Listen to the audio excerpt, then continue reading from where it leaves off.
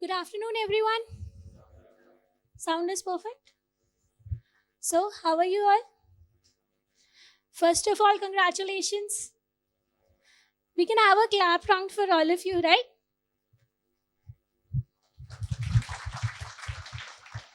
Okay. So, as we all know, you all have qualified UPSC CSE Mains 2022, right?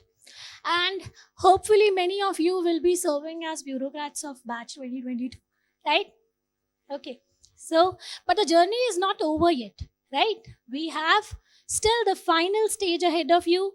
And the first stage of that is, what is the first stage? DAF. What is the full form of DAF? Detailed application form. So you have to fill a lot of details about yourself. And here we are about to have a discussion about the same, like how to fill those details, what to fill in those details. And now the major challenge among us is how and what. You all must be aware of the personality development program from Vision IS. We have many stages in that, and the first stage is pre-DAF and DAF analysis. Okay, this session is being conducted for you to ask all of your doubts about DAF and any kind of hesitancies you have. Any issues you want to ask, you can note them down and ask them. Okay. Also, apart from this session, you can have a one-on-one, offline and online, both kind of sessions with a dedicated team of experts. They will guide you how to fill all the entries, what to avoid, what not to avoid, okay, what kind of mistakes students do, and what you have to fill your entries with mindfulness. Okay. You can book your sessions by mailing at interview@visionis.in. Okay. Today we have two esteemed personalities among us, Shri Rangan Datta sir and Shri Vinay Nagya sir. So Rangan Datta sir has been a chief architect of our personality development program. Sir has been associated us for many years and has guided many of the serving bureaucrats. And Professor Vinay Nagya sir is a personality development coach and he's a professor at IIT Roorkee. Now I'll ask Rangan Datta sir to enlighten us on how to fill the entries of the DAF. If you have any queries, any doubts, please note them down and you can ask them in the end when we'll have an elaborative question-answer discussion. Okay? Thank you. Now, please have a huge round of applause for Rangan Datta sir. Good afternoon, ladies and gentlemen. Allow me first to say that I feel deeply honored, and if I may say blessed, that at this stage of my life, I stand before you to congratulate you on your brilliant success in the prelim and the mains examination. You did wonders. You have cleared what is arguably the toughest competitive examination in the world. So I once again congratulate you and would like you to join me in this, what I would call conversation. It's not a lecture on how to make full use of the information that you will be providing in the DAF for ensuring your success in the personality test. Okay? Now that's the objective. Now, what is DAF? Detailed Application Form. The world owes this to whom? Emperor Napoleon Bonaparte. Napoleon found that to carry out administration, it is not proper to allow people to make oral submission, things not based on documents. So he devised what you call form, where particulars are to be mentioned, the matter is stated briefly, and the facts stated, that's important, are authenticated by the person concerned, which is a form of formal relationship established between the person and the state. Now, it is not just a form, it is very important. What does the word form means? It is a formal instrument of administration, a tool of decision making, and therefore concise, efficient use of space provided is important. Second, correctness of the information, including spelling. Okay? And whatever you state, mind you, is based on facts, and you have authenticated it yourself. It's like an affidavit. Okay? Now, why is DAF so very important? Because this is the first instrument under which you are expressing, exercising your right to be considered for appointment to the Central Civil Service cadres. Please remember, nobody had done any favor to you. You cleared prelims and mains and earned the right to be considered. So be proud, be sure, and be confident of this aspect. When you fill out the form, remember, you are exercising your right to be considered. Okay? And it is the duty of the UPSC to take note of it, give you a chance to speak before them, and take a just, fair, and reasonable decision. So this aspect must be borne in mind. Okay? Second is that the word application. It doesn't mean darkhast. That's wrong. There are many words in English language which can't be put across in what you call our languages. It is based on, according to Oxford Dictionary, diligence, application of mind. Okay? And what you state is the outcome of due diligence about yourself, about what you studied, where you worked, the life you led. At this point, I'd like to tell you one thing. Be proud of your background. I repeat, be proud of your background. Never feel diffident. When I went to UPSC board, I found some candidates many, many years ago who were products of Oxford and Cambridge, spoke good English and all that. Don't get carried away with all this. Be proud of your background, of your village, of your family, of your environment, of your society, and the institutions you attended.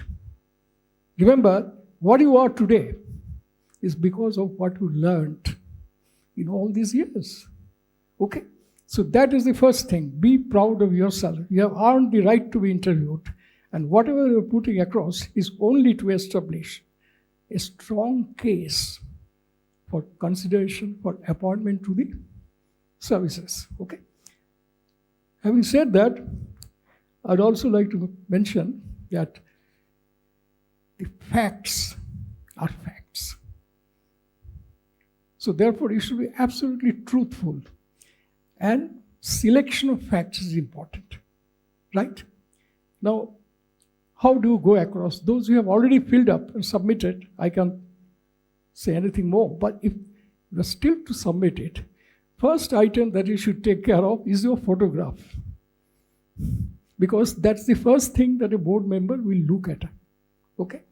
So, if you wear a t-shirt and the message printed there, I love America, or whatever, it is likely to attract the notice of the board members, and they might ask you about it. So it's better that you wear what I'm wearing now, the standard civil service dress in the British period, a grey suit, a pair of Oxford shoes, white shirt, and some kind of a sober tie. Then you look at the various columns. Now,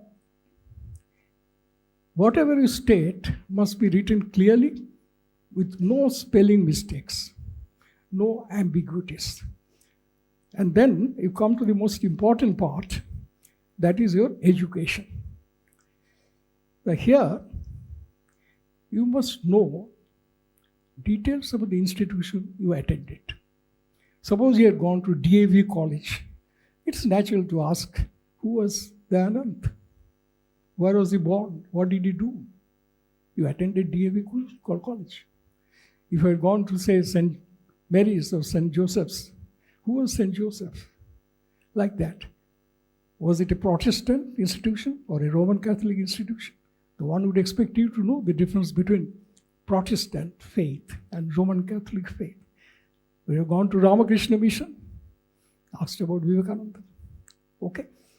Now, here, I would also mention that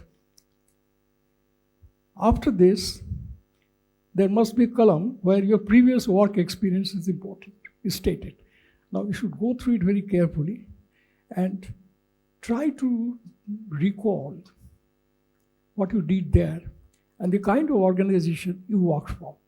If it is a, say, company under Companies Act, you should know the shareholding of that company, the capital base, whether it's making profits or not. And what's the difference between employment in a corporate body and government? That's very important. And I found by and large people have a pretty vague notion about these differences. Broadly, in the private sector, you work for adding value to the shareholders' wealth. That's what it is all about. Here, your work is different. What is that? The word civil service is not really translatable, because civil seva is not what it means. And if you see Oxford Dictionary, I suggest you have a short Oxford Dictionary with you. The meaning of civil service in English language is pretty straightforward. All non-judicial and non-military posts, the cost of which is borne on the civil side of the budget, are in this category of civil service. Okay. Now, the other question that arises, that what exactly is your job? Now, there are many thoughts on the subject, but primarily, whether you are in income tax or IAS, whether in any service, IAS or IPS or whatever, please go through the union list of the Indian Constitution. State list and the concurrent list. And if you go through the union list, you will find that all these cadres like revenue service, etc., relate to subjects which are in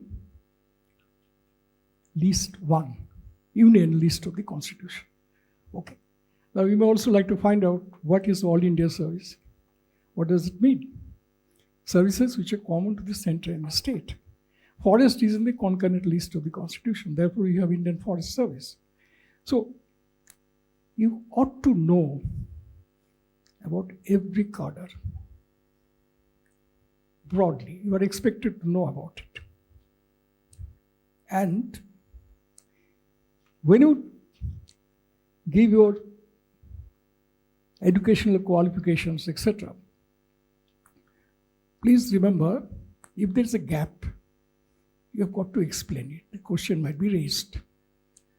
And if you have moved from one discipline to another altogether, that will be important. If you have earned a diploma or postgraduate qualification from any other university, if you had been abroad, you'd be expected to know about the country you visited. That's very important. I found many of the IIT graduates had spent some time here and there outside, but they would know not only the matter, the subject that is studied, but also about the place. They visited to Middle East. Even if he had gone on tour, would be expected to know about the role of oil in global economy, or the current situation of oil politics global energy politics and the issues connected therewith. So you have to keep your eyes open and mind free from any kind of preconceived notions. The desire to know is important to join a service, whatever may be the cadre, which is primarily generalist in nature. Now, I come back to the issue I raised about civil service. My understanding is that contrary to what you might have read here and there, a civil servant primarily exercises powers conferred on her by virtue of the chair she occupies. And the duties are quasi-judicial in nature. Because whatever you write, whatever order you issue, has to be speaking order. You have to write, giving reasons. And you're not the arbiter of the destiny of the person who might have applied to you.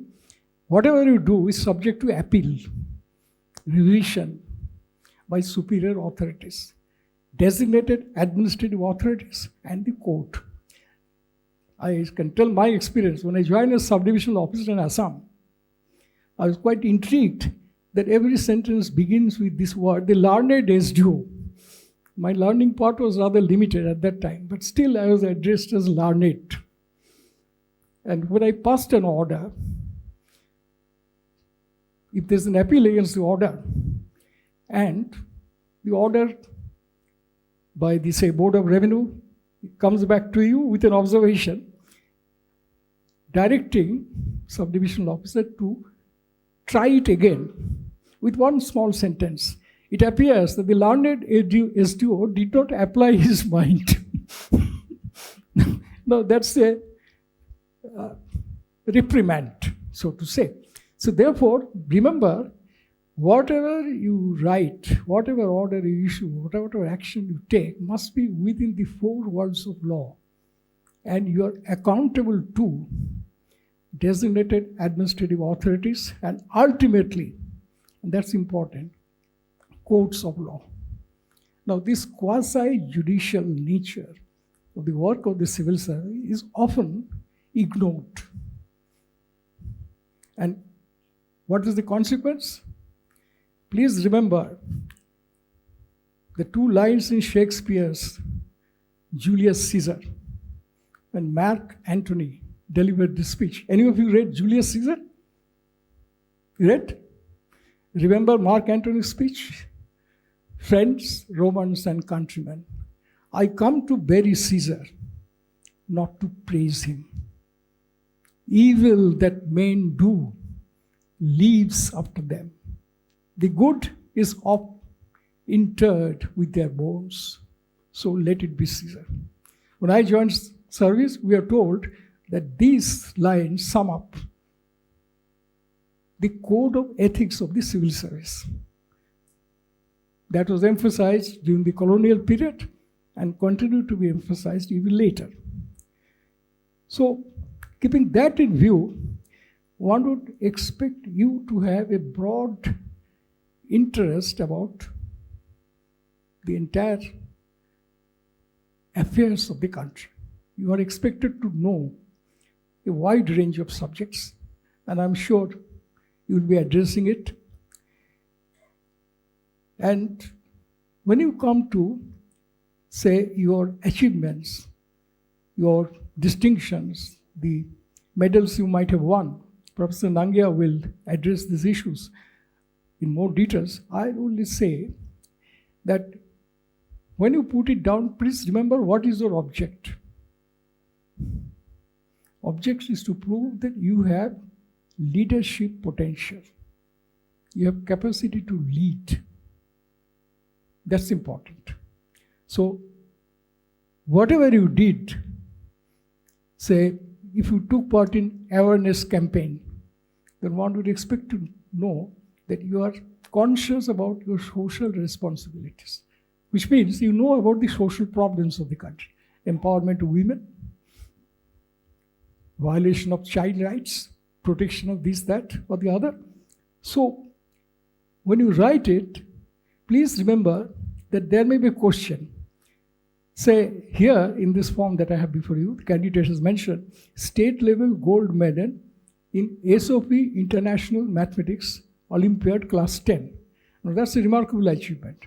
So one would expect you to know what do you understand by Olympiad and international mathematics. What are the issues and what did you learn by it? Like this. And if you had taken part in sports, games, etc., you ought to know about it. Say, what's the height of a goalpost if you had played football? You ought to know about it. Or the size of the ground, or basic rules of the game. And how we stand in these areas. Now this is about this part of the DAF. Now, one thing you must remember, in all this, can you tell me who was the founder of the Indian Army? Indian Army. I'm not talking about the Indian National Army. The Indian Army was founded by Major Stringer Lawrence in the 18th century in Madras. He fixed a motto of the Indian Army, which continues today. That's in Persian. Himmat wa marda wa madad hi khuda. Those who have the himmat, God only help them. That should be your motto also. And that should guide you to take appropriate decisions when it comes to your choice of services. And be rational. That's most important. What is the criteria of rationality? For instance, if somebody has opted for Group B above a Group 1 cadre, it's possible to conclude that he is not a person of ordinary prudence. Because the man in his senses would not take the trouble of appearing from the exams and yet choose to join a subordinate cadre. So therefore, please look at things rationally. Because you have to project yourself as a person of ordinary prudence who has capacity to think and take right decisions. If you still feel that I would join Danix over and above Group A, then you have to say that I have passion for field work. I like field administration. Danix would give me an opportunity to do so. And I might get promoted to IAS also in due course. So therefore, that would sound rather sensible, rather than kind of a vague answers. So please go through details very seriously and put down your preferences. And everything that you put down, say 1, 2, 3, your order of preferences must be based on logic. So this requires some time that you must spend. Okay? And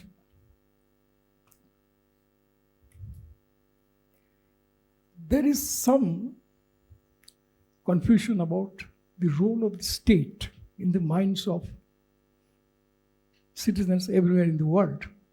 Is state becoming irrelevant because of technology, because of this, that? The idea is that state shall remain as the institution capable of laying down legal imperatives. If you have time, kindly go through a short book by Harold Lasky, An Introduction to Politics, where Lasky argued, the great political thinker, that legal imperatives are only issued by the state, which every citizen must obey. And the people who enforce these legal imperatives and those who make laws together constitute the government.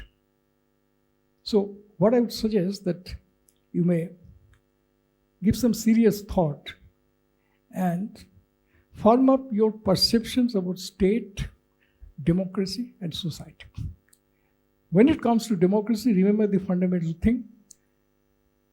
It is the inalienable right of the taxpayers to decide how the tax proceeds will be used by the authorities that laid the foundation of modern democracy. This was the basic principle embodied in Magna Carta, that the representatives of the taxpayers shall decide how the proceeds should be used. And the implication is that the proceeds should be used for the welfare of the people. Accountability is built into the very concept of taxpayers' role in the system as the key elements deciding the structure of the government. So, I'll go back to the other aspect, rather so to say, connected with allotment of services or allocation to different cadres. Now, again, I would ask you to go by the concept of ordinary prudence, meaning a person is likely to feel more comfortable in his native surroundings. Therefore, putting first preference to home state is perfectly logical.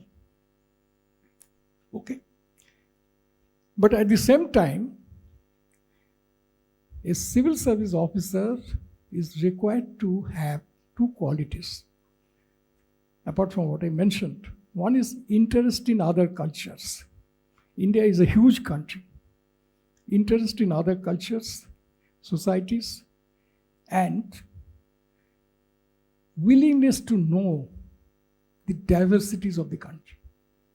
So therefore, when you give preferences other than, say, after your neighborhood, then do not say no to any region. If you say no, say I don't want to go to Northeast, वहाँ काफी problem है, that will not go down well. You have to put it somewhere. And when you state your preferences, you have to be a little more careful. Okay? Now these are broadly what I wanted to discuss with you. And I would now ask Professor Nangya to take over. Thereafter, we are open to a question answer session. But before I conclude, I'd like to emphasize that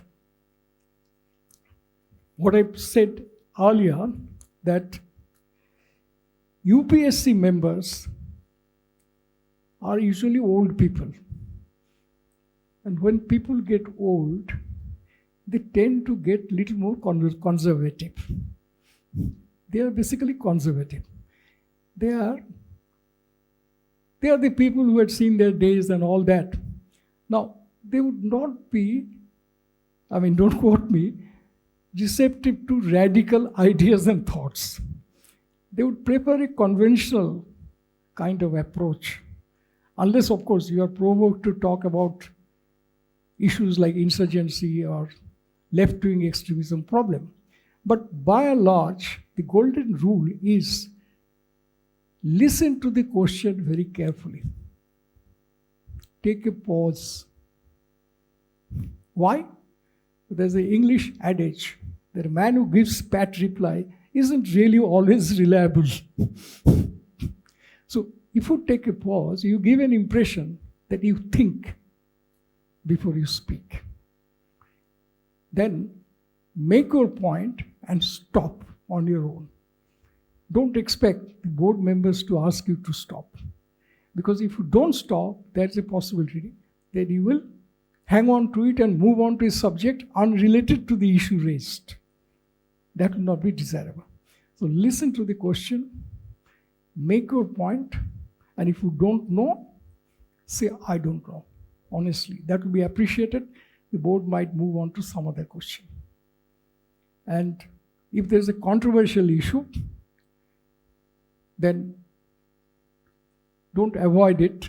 but say frankly what you feel is the right approach or right answer. That will be appreciated. Okay? And when you enter, before that you will be sitting in the, what you call, the waiting room. Don't indulge in any kind of gossip that would distract your attention. Don't enter into conversation with other candidates. Just say hello, a few exchanges, that's all. Because your mind should be focused on the interview. You should not be distracted. And then once your interview is over, you bow and get back. The whole idea is that you have to present yourself as a rational young man with a wide range of interests and with a clear understanding of the idea of justice. In the ultimate analysis, civil service is to deliver administrative justice. You get my point? Whatever decisions you take, whether it is in the matter of law and order, land revenue, or collection of taxes, you are delivering justice within the framework of law. And therefore, rule of law is what ultimately prevails. And you are an instrument, the most important instrument of the state to deliver administrative justice. And the beginning of everything is your DAF. So please fill up this with utmost care and caution. And remember, it is a kind of self-projection. Even I would call it a horoscope, except that you have written it yourself. But it is an honest, bold self-projection. That is what is important.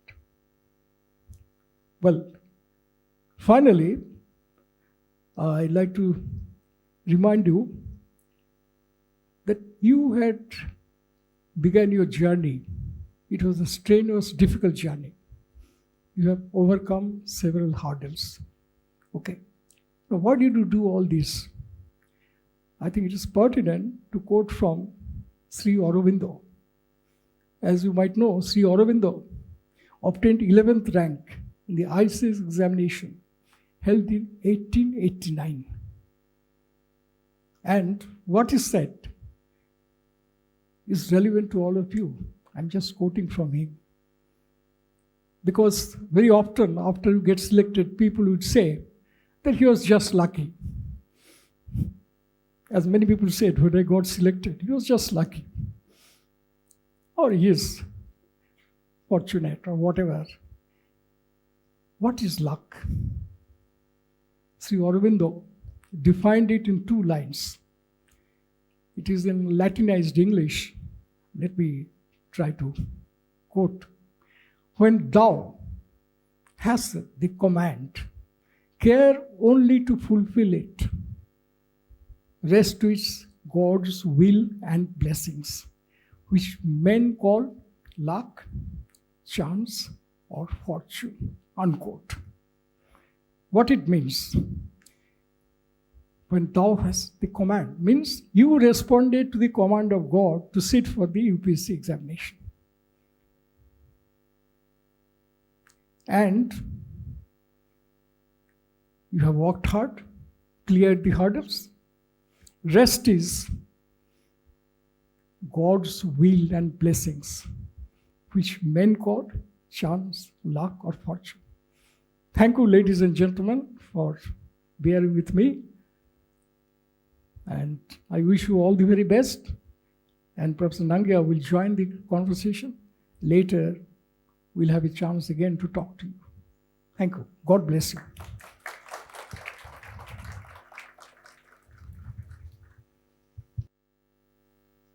Thank you so much, sir, for your words of wisdom.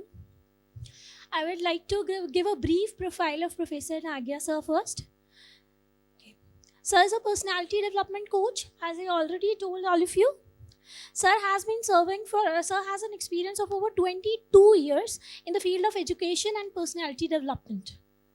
Sir is also serving as an academic board member of boards like Board of Academic Council and Board of Studies of IITs.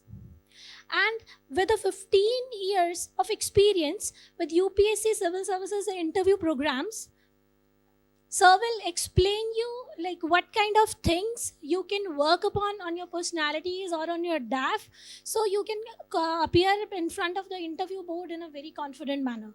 So let's have a huge round of applause for Vinay Nagia, sir. Hello, friends. First of all, congratulations that all of you have cleared the written test and you come here. And I've been lucky to be, we are called advisors who sit in the UPSC board. The technical designation is called advisor when we sit in the interview board. So I've been lucky to be sitting on the board for about 12 or 13 years, total 15 years duration, but 12 or 13 times I have been on the board. And I want to clear some of your doubts to start with. First thing is the structure of the interview board. So there's a gentleman who is called president of the board. He is a UPSC member. I would say about 60% of them are from Indian Civil Service, but 40% of them could come from academics or from defense forces or from other places. Then other than this gentleman who is the president of the board, there are 4 members. Out of the 4 members, 2 members quite often are from civil services, one of whom could be from IPS or could be from forest service sometime. But by and large, you should expect 2 members out of 5 to be from Indian Administrative Service, by and large. The other 2 who are outsiders are, one is generally from the field of science and technology, and quite often could be a IIT, NIT professor, or could be a scientist from CSIR, etc. And the other gentleman could be from either management or humanities stream. And sometimes they do experiment. For example, I remember a particular, the advisor is called for 1 week out of the total duration of 5-6 weeks of the interview. So every week the advisors change. And so this advisor is there from Monday to Friday. In a particular year, in a particular week, there were 2 holidays. So out of 5 days, 2 days were holidays.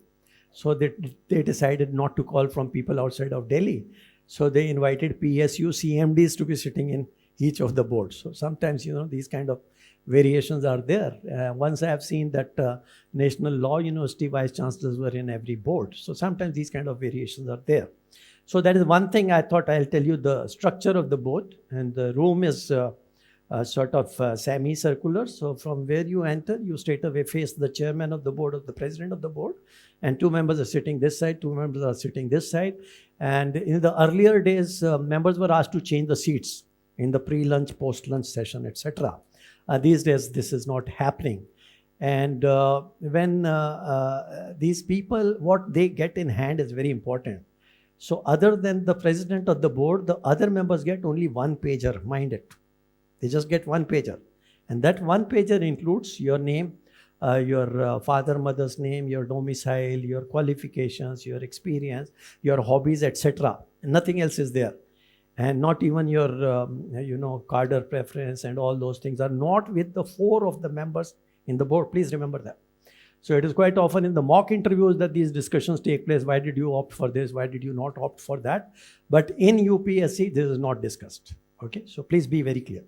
But that does not mean you should not be careful with the filling up of the DAF because you're playing with your career. So the wrong choices you are making will affect you. Forget about the questions being asked, why did you opt for this or why did you opt for that? Does not happen. That's my experience of so many years. So that's one part. Now coming to DAF.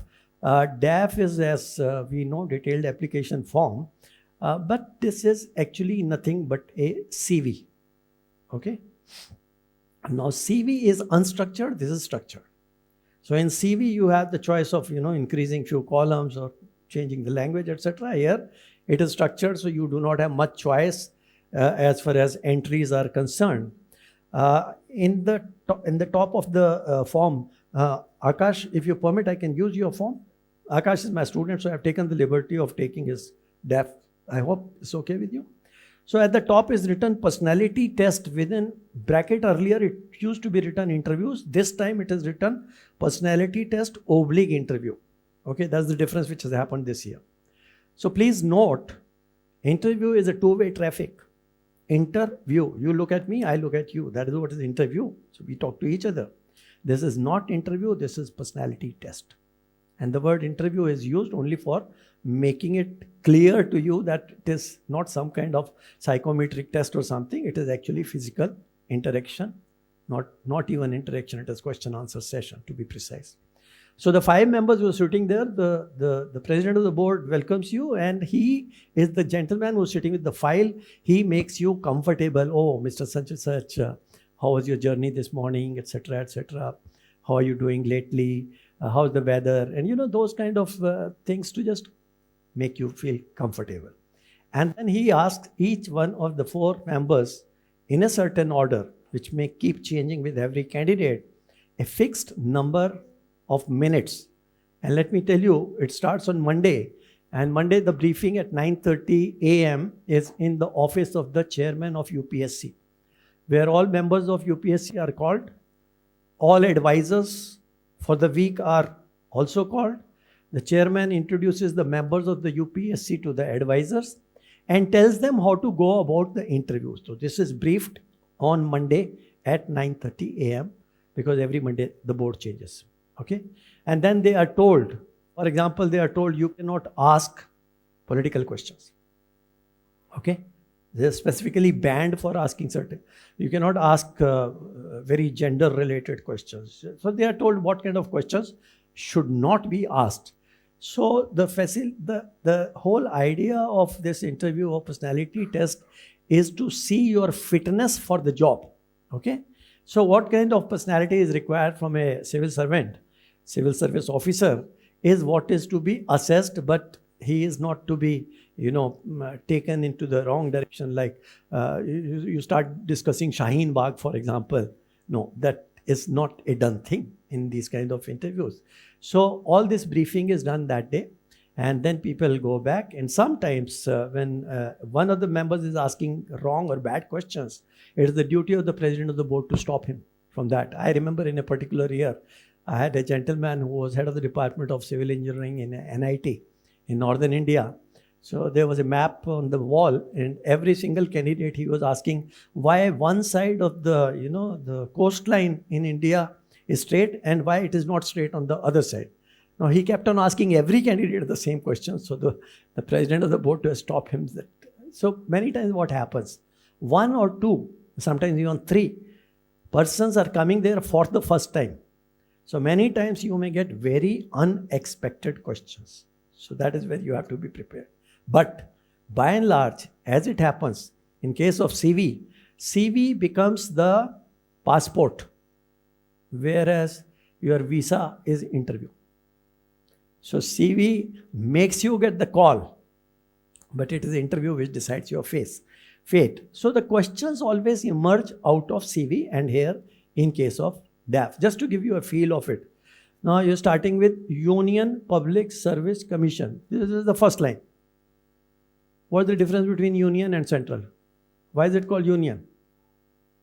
Why is it not called union government? Why is it called central government? The question may start right there itself. Public is the next word. Question on public. Service, next question. Again, what is the difference between service and services? Where is the services word used? Question may come from that also. And UPSC, you are noticing this building is round. Supreme Court building is also round. Parliament House is also round. Tell me why is it so? So what I am trying to tell you is questions start falling from the heading itself. So the gentleman who is sitting with the form can ask you anything. Your RID or your roll number. Do you believe in numerology?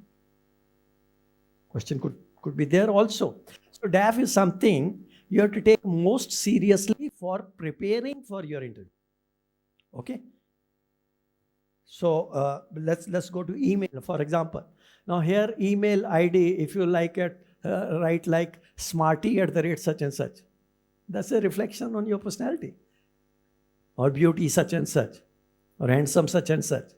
Now that shows your character and your personality. So you have got to be careful with all such things. Okay. So here you do not have choice to give 2 email IDs or 2 phone numbers, whereas in a standard CV you should give more than 1, because if one is not working, at least the second one gets you the message.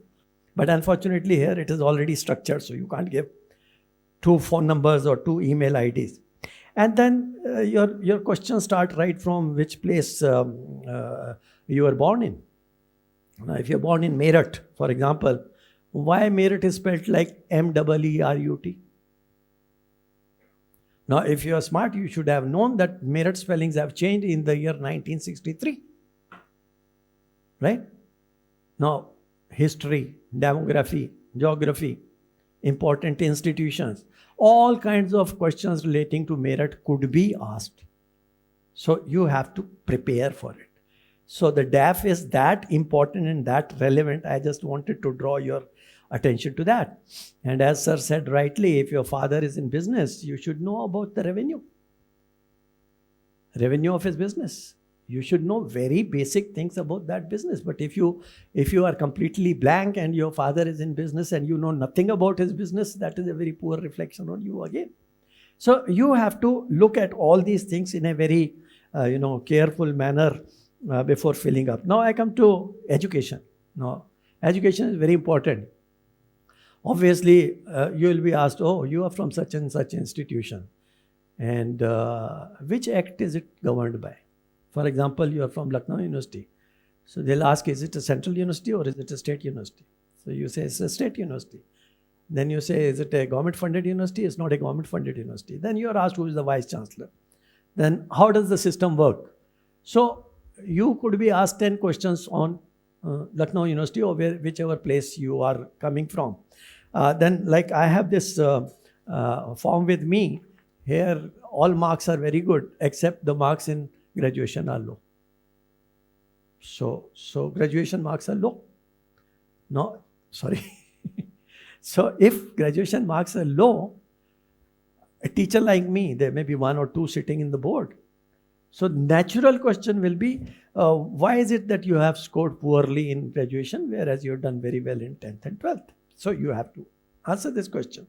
Likewise, my experience in case of engineers, I would think that by and large, about 70 to 80% candidates are engineers who come for the interview. They have not prepared anything on technology because they got too engrossed and engaged in sociology and political science and things like that. And they have forgotten all about technology. So if something is asked on metaverse or something is asked on Jeff Bezos or something is asked on why the tech stocks are falling in USA, and you have not prepared, that's a poor reflection, which is my observation in case of engineering students. Lack of knowledge of technology, especially the emerging trends, especially the latest things happening, is the most common thing which I come across. So in case of educational institutions, you have to be, sir gave example of schools, Catholic versus Protestant, etc., etc. But whichever kind of, you come from IIT Roorkee, the question could be, what is NIRF ranking of IIT Roorkee? No. What is NAC ranking of IIT Roorkee? Why is it good or why is it bad? Whatever it is. How is an IIT different from IIM? Why IIT has a brand name? Don't you think it will be liquidated with new multiple IIMs coming up left, right, and center? Will it not destroy the brand of IIT? Now, these are questions which will automatically come looking at your DAF form. So, education was another area, and most important, sir has asked me to cover things like sports, NCC, prize, medal, scholarships, and other curricular activities and interest, which partly I'll cover now and mostly in question answer session. So for example, he has written, led a team of students initiative for integrated rural development to teach children of class 4 and 5 for Jawahar Navodaya Vidyalaya entrance exam. This is what he has written in the leadership column. I repeat, led a team of students initiative for integrated rural development to teach children of classes 4 and 5 for Jawahar Navodaya Vidyalaya entrance exam. Now the question could be, what made you go for this initiative? And what is this initiative? So he'll have to describe what is this initiative, Students' Initiative for Integrated Rural Development. Now if he does not know much about it, he should tell it briefly. If he knows more about it, then he should say, sir, this had become the basis of Unnat Bharat Abhiyan. If he wants to talk still more about this, then he should say, Unnat Bharat Abhiyan has been included as course curriculum by UGC. Then he should go further than that. Then he said, as per NEP 2020, there's a latest document called Fostering Social Responsibility 2.0, which is the revised version of Unnat Bharat Abhiyan, which has been integrated in NEP 2020. Now, it's a small thing which has been asked. What is Students' Initiative for Integrated Rural Development? And he can take the discussion to a very long way if he wants. If he does not want, he may not even write the word Students' Initiative for Integrated Rural Development. He can concentrate only preparing class 4 and 5 students of Jawahar Navodaya Vidyalaya for entrance exam.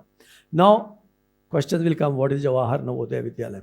Now other questions could come, what is NEP talking about school education? The questions could be there. So I'm just giving example. There's just one thing which he has written can lead to so many different things. So when you write whatever you write, okay, as sir said, you have to be precise. You have to have right choice of words, because all questions will come out of what you have written. Okay. Now the question could be that should I write many things relating to my school time and college time, or should I write less? So my answer to that is, please write what you can talk about, what you can defend, what you would love to talk about. Otherwise, just don't fill up the form for the heck of filling it up. There's no point. So if the form is less filled, it is not taken badly. Please remember that. If the form is overfilled, it does not get you any extra marks. That also you should know. But what you wrote, can you discuss that? Can you defend that? That is very, very important. For example, he had written in other extracurricular activities, solving Sudoku puzzles, visiting remote natural landscapes, motorbiking in hilly areas.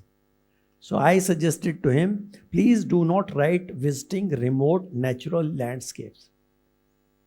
It is too vague.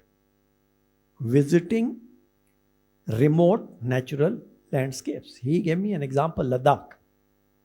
I said, that's fine. Next question will come on Ladakh. Why do you go there? What do you see? Do you do documentation? What good it has done to you? All kind of questions will come on a thing which will be very difficult to defend. So what you cannot defend, I think you should not invite trouble in that area. All right. So this is just, I have given a few examples from his this thing. Now this is another one here, which is in front of you. You can read this. Now I am one of the members, advisors in the board. There is so much is written. My attention goes to the last line. Playing guitar. My question will be, do you play Hawaiian guitar or do you play electric guitar? Do you play professionally or you are an amateur? Do you go for various kinds of events? Have you participated or not? Do you go for competitions or not? How long have you been playing guitar? All these things will come only after the last one. And if somebody has written a thing like reading Shairi, I would be very, very offended on that. Now, this is inviting huge trouble. Reading Shairi is like inviting huge trouble. Likewise, reading, just writing reading, which is very common, I have seen people write reading. Reading means you are inviting a lot of trouble because all the people sitting there have read much more than you have read. So you are in trouble. So reading is something I will never recommend anybody to write. When you write traveling, now traveling is something which is fine, provided again you can describe. I'll ask you, why do you travel? Sir, I travel for cultural familiarization. What is cultural familiarization? Sir, I want to go and meet a new set of people everywhere. How do you meet new set of people? Then he says, I go to stay in homestays. Okay, which state is having the best homestay policy in the country? So, your discussion is leading somewhere totally different. So, if you are writing traveling, the next question is, do you go for conducted tours? Or are you going for touring? Or are you going for traveling for the sake of knowing the place? How do you spend your time? How many days you live there? What do you do? So, hazar questions will erupt out of traveling, which is a very generic thing. If you can handle it, please write. If you cannot handle it, don't write. So when very generic terms like reading or traveling or these things come, you have to be very careful with what you are writing. So that is where you have to take a precaution. So here I will not suggest reading Shairi to be including. Reading mystery novels. This is another area where I would like the candidate to be wary about it, because people on the other side, anything reading, the chances are they would have read much more. And the chances are you are inviting trouble to be grilled. So that is avoidable. Now, if you start from the top, silver medal in inter-year cricket championship. Okay. Now, most of the people will realize cricket in IIT is nothing. So don't waste your time on that. Now you come to second position, dramatics. What did you do in dramatics? Are you a director? Are you an actor? What do you do? So these kind of questions will emerge. Weightlifting, again, represented IIT Ropar in inter-IIT sports meet. This is interesting because it is inter-IIT. Did you get a prize? What kind of weightlifting you do? How much weightlifting? What is the size of weights you lift? Cricket, played at college level as right arm leg spinner. Now, right arm leg spinner means all questions on all kind of bowling will certainly come. Because most of the people, they may not play cricket, but they have knowledge of cricket. So this, if you are good at it, please put it. If you're not good at it, don't get into trouble. So like this particular form I'm seeing is unnecessarily extra detailed. If I were to recommend, I would have cut it short by 50% to be making it more meaningful and important. That is the way I would look at this particular form. This is somebody else's form, right? So these were some of my thoughts. Sir talked about photograph. Now let me also tell you, not only photograph is your immediate and first impression, which is very important. And I think 50, 60, 70% people these days don't take it seriously, which is not good. Whether it is your hair, your beard, is it well kept or not?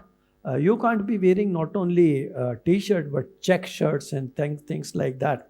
So it should look like a formal photograph, and it cannot be a casual kind of photograph. So photograph is again very important. And these were some of the thoughts which came to my mind just now. Sir, if you permit, we can invite questions. So whatever I have spoken, if you have questions, you can ask me directly right now, or even general question. Yeah. What should we write in, sir? What should we write in that Shairi section if we are not writing? Which section? Shairi section in hobby. See, if you are studying Ghalib, for example, if you can write Ghalib Shairi, that still makes sense. But if you are writing a word like reading Shairi, I mean, you're throwing the whole lot of this thing open. I can ask you about Iqbal. I can ask you about anything. I have read most of the Shairs. So if you have to put this, put it precisely. That was the idea. Put it precisely. Only one. Sorry? Only one you are saying.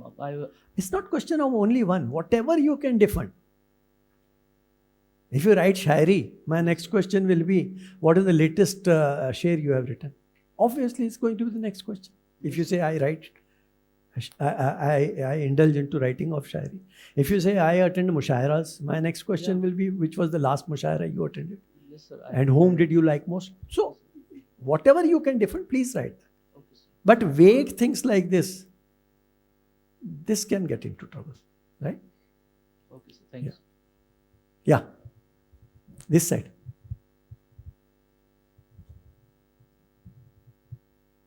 Good evening, sir. Yeah.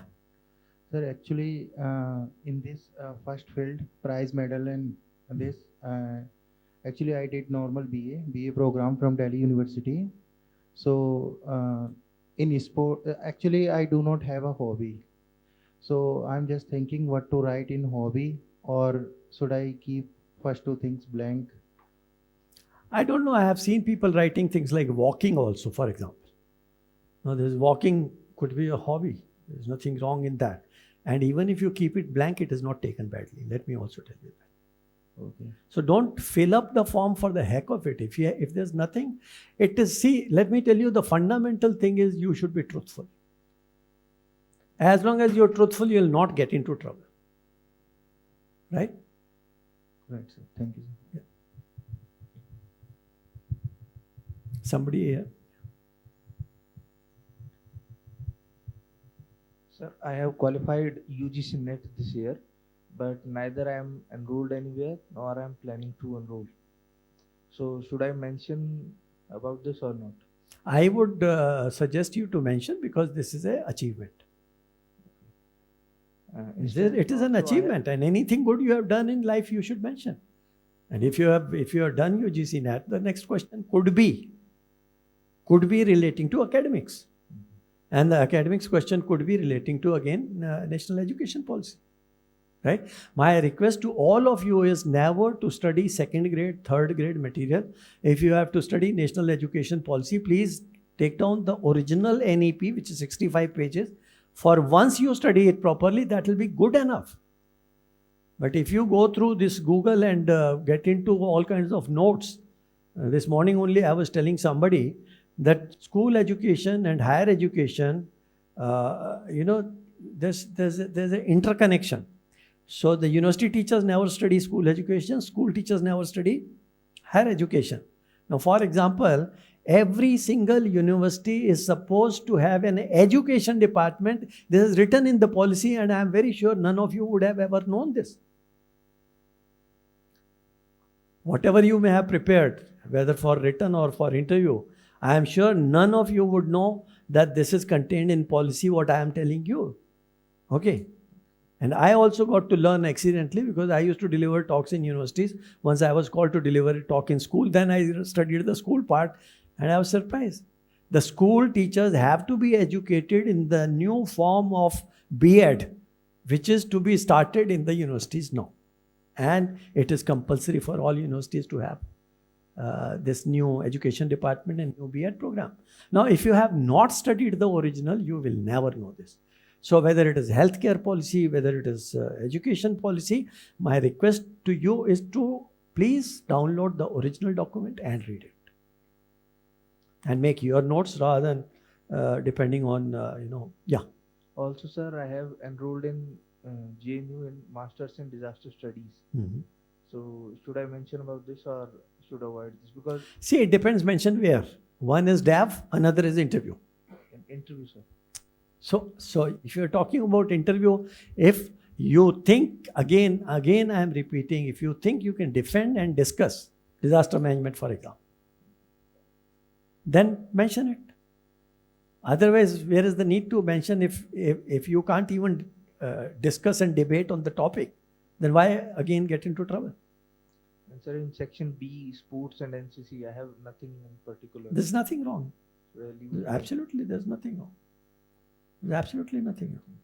I have seen actual forms where there's nothing in the entire portion.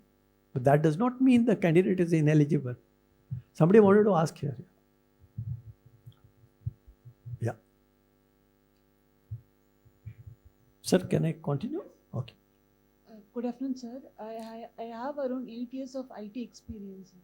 So what kind of qualities or abilities that banner would expect from me? You have experience of IT, right? IT. So what 8 years of experience in IT. So what you are asking is, if you are asked this question, the question will be, how is your IT experience relevant for this service, right? No, sir. Like what kind of qualities that they might expect from me, like say leadership or. It is not from you, it is from everybody. And the qualities will be the basic quality of awareness, that is number one. Number two, knowledge. When we say knowledge, whether it is depth or breadth, what you know, you should know correctly. That is what is the part of the knowledge. Third is understanding and appreciation of facts. And then using your judgment and autonomy. Let me tell you the difference between a clerk and an officer. The difference between clerk and an officer is clerk applies the rules as told to him. Officer uses discretion. The higher the level of the officer, the more the discretion that officer enjoys to use. So a person who is in the higher position should act with autonomy and judgment in a very unbiased manner to give justice, administrative justice, as sir told. So that is what is expected from all of you. Now the question could be, how does your IT qualification help in that? So that you will have to speak out that in IT, what you have learnt is, you learn to get into the details or micro details or logic or whatever, that you have to work out and speak according. Thanks. Yeah. So one more question is like, I have a position as a school people leader in my school, sir. So can I put that in C section? What is it? A school leader, like a school leader for a year. Yes, Okay. definitely. In fact, I would suggest all of you, please make a repository of events in your life from your school time. Whenever, whatever happened, incidents, events, positions, you can check back with your parents and your friends and make a repository of that, because at the time of interview, you should be able to give the right example out of that repository. So even for filling up the DAF, or if you already filled up the DAF at the time of interview, for example, you say you are talking about leadership. I said, give one good example of leadership. Then you're talking about, I was leader of such and such and such and such class. That is not good enough. Give me an example of an event where you have displayed the quality of leadership. Now, if you talk about the event where you displayed the quality of leadership, is much more important than holding the position of being a leader. So I think this is one area where I would suggest all of you to work on. Please make a repository of events right from your childhood till now, where you can quote some examples of courage, of leadership, of managerial qualities, of administrative qualities, or whatever you want to talk about. Thank you, Yeah, sir. somebody wanted to ask. Yeah, you wanted to ask.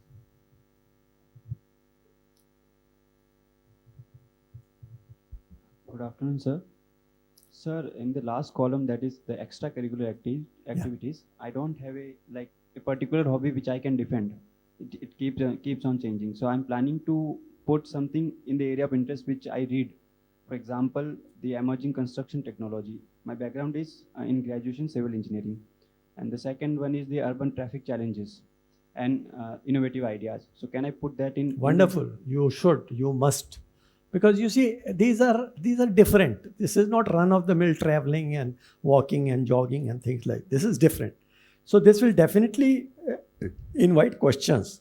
And believe me, the beauty of filling up the DAF is to be able to make out questions which are going to be asked. Okay. The second question is, they are asking a section that is socio-economic questionnaires. Will that information will be available with the chairman or not? Socio-economic? Questionnaires in which they are asking, have you taken the coaching? This is available only with the chairman or president of the board in the file, and the questions are almost never asked on this. Thank you, sir. I mean, that's my experience again. My experience is based on, because the president of the board is largely there to see the conduct of the interview rather than ask the questions. So his job is to see that you are comfortable. If people are there and they have missed out on some questions, then again, president asks those relevant questions. But what is contained in the file, largely it is not discussed. Thank you, sir. Yeah.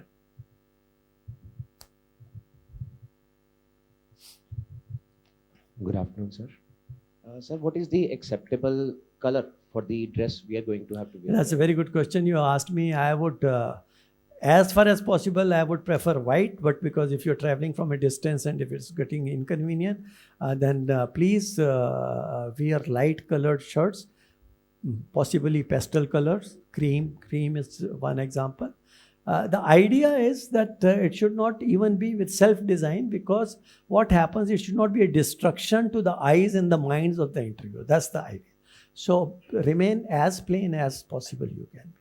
And the color of the coat or the tie? Again, it should be soothing. It should not look awkward. That is, anything you are wearing should look like formal, and it should not be offending, or it should not look bad, gorgeous, gaudy.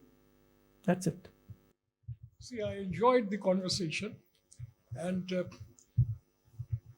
in response to number of issues raised, could I just tell you, fundamentally, a civil servant empowered under the laws to decide certain matters in accordance with the procedure established by law must develop a kind of judicial mind. See, please remember, make no mistake, you have to have a judicial mind. And if you had read science, you might as well argue, sir, my education in science is based on reason, appreciation of facts, which will help me to take the appropriate decisions. That is my major quality. I don't suffer from that. It is a strength. Science is based on reason, appreciation of facts. Now I remember we are told as civil servant, this is your kind of mantra. First, you must listen to the case, read the application, appreciation of facts, appreciation of law relevant to this matter, application of policy. Based on that, you make up your mind. Now, when you are seeking appointment to a cadre, essentially founded on development and then application of judicial mind, you have to dress properly. Okay. For instance, it is still mandatory that you have to wear a jacket and tie when you preside over the court. A civil servant, from the very first day, presides over a court of law. And therefore, when you appear for interview, you must appear to a person who has understood the spirit of the civil service, that it is founded on law and you have to deliver administrative justice. It's not that you are going to watch a cricket match or this or that, or attending a party or this or that. So therefore, I would suggest for male candidates, please put on a sober dress, no sports shoes, a jacket and a tie, but it should be matching, white shirt, black shoes, and as I said, preferably a business suit. That is important. Don't you watch TV? Look at the way Xi Jinping dresses, or Emmanuel Macron, or Vladimir Putin. See, therefore, when you dress properly, you are showing respect to the authority, that you are prepared to shoulder responsibilities. That must be borne in mind. For the ladies, I would also like to request you that please think of the way Mrs. Indira Gandhi conducted herself, the dress that she wore. We had the good fortune of working when she was the Prime Minister. That's the way you should behave. Remember, you are applying for a leadership position. People will look at you. Therefore, you must exude confidence, and your way of speaking, the way you speak, must give the impression in the minds of the board that you can lead, you can deliver justice. That's important. So you must bear it in mind when you prepare for the interview. And remember, respect the board and listen to the question carefully. And remember, whatever you have written only shows your strength, not your weaknesses. You have to use every information to your advantage. And I'm sure you're capable of doing that. On the lighter side, I'll just narrate an incident which happened with me in one of the interview boards.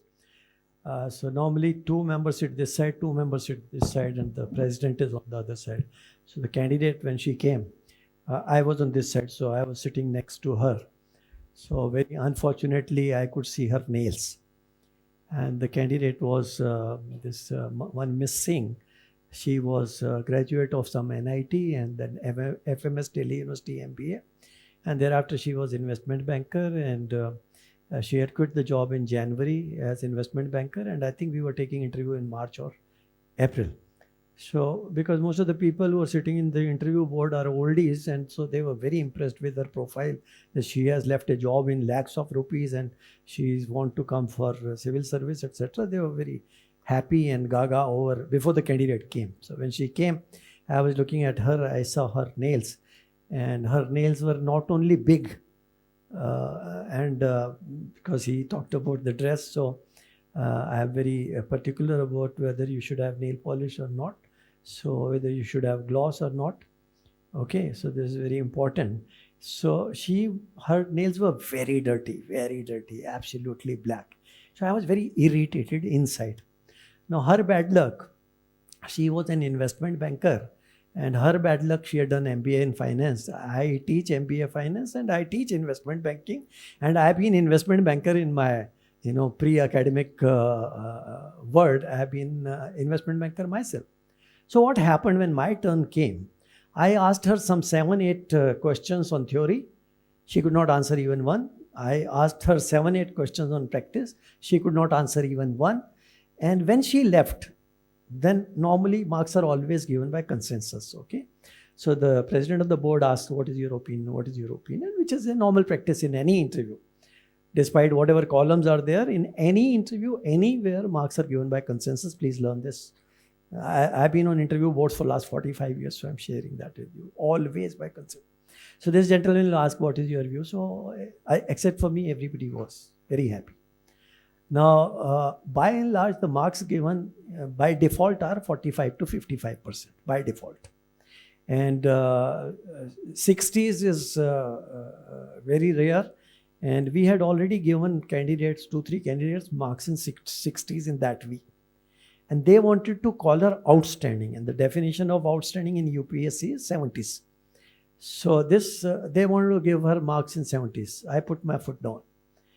I said, a person who could not answer a single question, whether of theory or of practice, and you want to call her outstanding, this is not acceptable. So anyway, despite my reservations, she was given 68 marks. Now what I want to tell you is, I asked her all very difficult questions because I was irritated.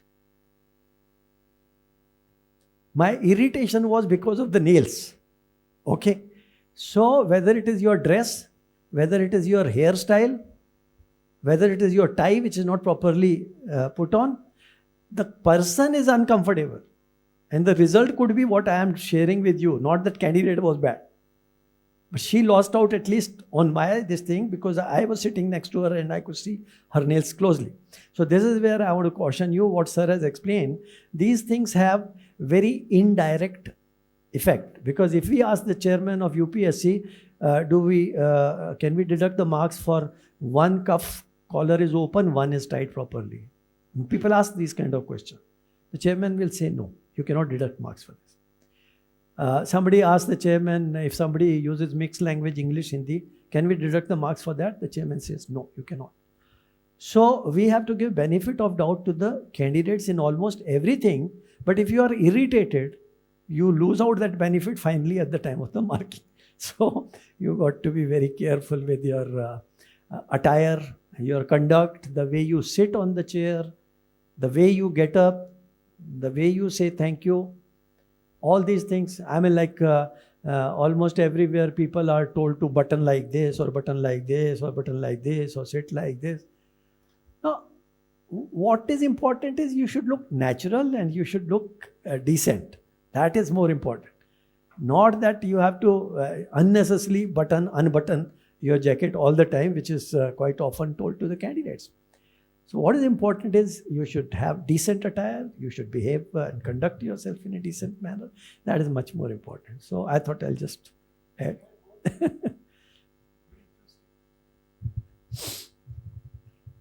So last. Yeah. So my question is related to service preference. So I want to ask that why people usually, they prefer IAS as their first preference, but then they keep IDES or DANIX at very last place. Because they are more or less similar service, but the area where they are supposed to serve is different, but then the nature of job is similar. Then why this discrimination? Why IRS and all are kept above? Well, what you said is not the real situation. Why people prefer IAS? Let me tell you, the answer is what I have suggested to many candidates. And when they said exactly what I asked them to say, the board remained silent, accepted what he said. And this is what I asked him to say. If this question is asked, why IAS? IAS occupies an unrivaled strategic position in the governance of this country, both at the center and in the states. Therefore, sir, I would like to join IAS. Why not IDES? Matlab, why are these services not preferred? Reason being that there are certain sovereign functions which are only discharged by the state governments. The unit of administration of India is states.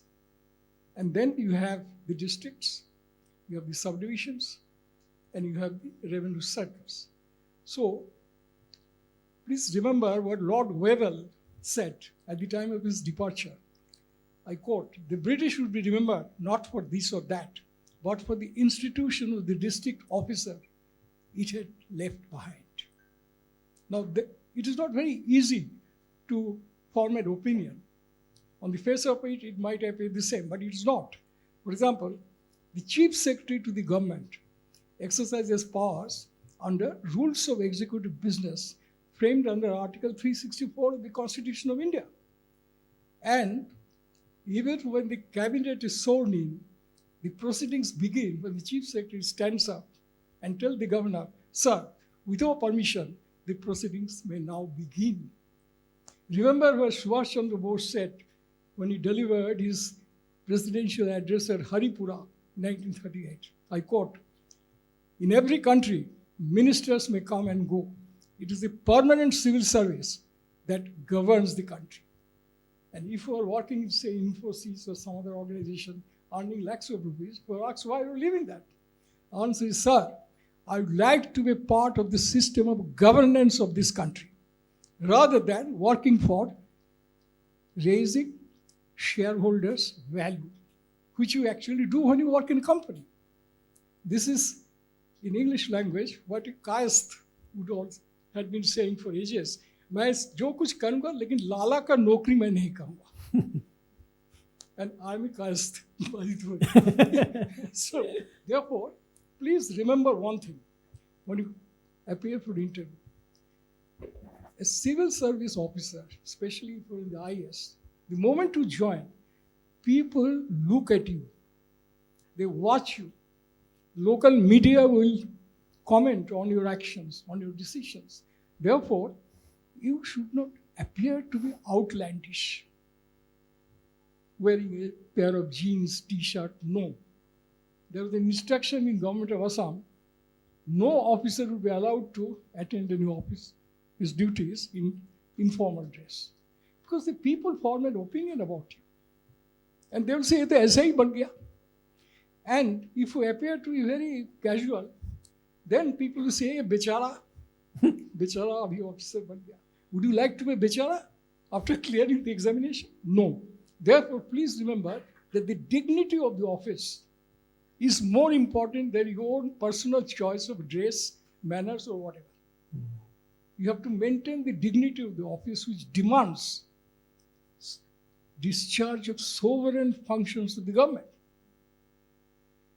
A district magistrate represents the sovereign authority of the country. Therefore, if any dignitary visits, he has to receive. That is his right. If there is no minister for the occasion, he takes the salute of the parade on 15th August or 26th January. Now, these are therefore important functions. You are not just executives. You represent the authority of the country, whatever the department you may be posted in. And accordingly, one has to behave with dignity. That is important. Okay? Is that clear? Sir, So I have another question. just one sec. I am reminded of an anecdote relating to what you asked just now. And I should not be quoted anywhere. This is a very interesting incident which has happened. a very senior IAS officer told me about this. So he was a young officer in Uttar Pradesh. And normally young officers become joint secretary in the state governments. So he was a very young officer in 20s in Lucknow. And he was in the home ministry. So he was given some tasks relating to police. So he had to interact with the Director General of Police of Uttar Pradesh. And a couple of meetings he had, and I think DGP was not listening much to him. DGP was in 50s, he was about to retire. And this guy was a young officer. So he himself narrated the story to me, this IAS officer. He said, in my third meeting, I told the DGP, sir, you are a department. I am the government. That's the answer to your question. So, okay, that is the difference.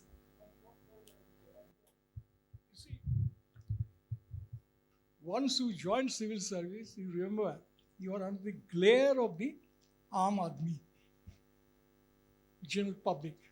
And before you join civil service, you may have some romantic notions about Aam Aadmi or Janta, public, Janhit, Lokhit ke liye hum zindagi par kaam karenge. All these are fine.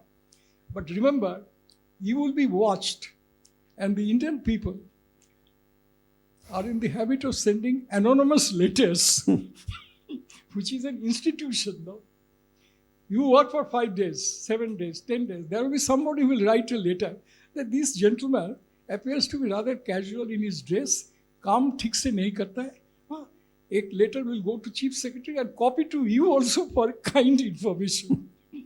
Therefore, it is very much necessary that formality in all areas like dress, the way you speak, the way you behave, the way you interact with the people, all these are taken seriously and built into your personality. In the interview, it is a test to see whether you have that potential. Please remember that. It is not on present situation of yours, but your potential to lead, that will be tested. Yeah. So my second question is, I'm a history graduate and I want to put visiting historical monument as one of my hobby. Is it okay? Wonderful, wonderful. It's most appropriate. In fact, I would suggest such hobbies which enhance your, either qualification or your perspective. So this is going to be a very good question, and I think I would suggest at least 3, 4, 5 examples you should be ready with, where you can speak with the authority, right? Okay, That's so a very thank you so good. much. That's a very good idea. Yeah, please.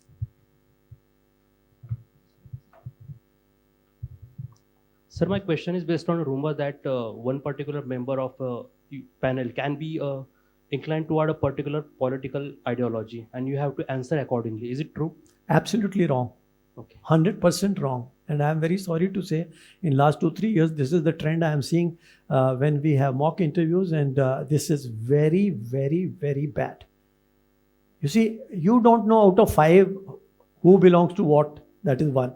Second, it is not expected of you. So what is more important is, you are not expected to be inclined to X party or Y party.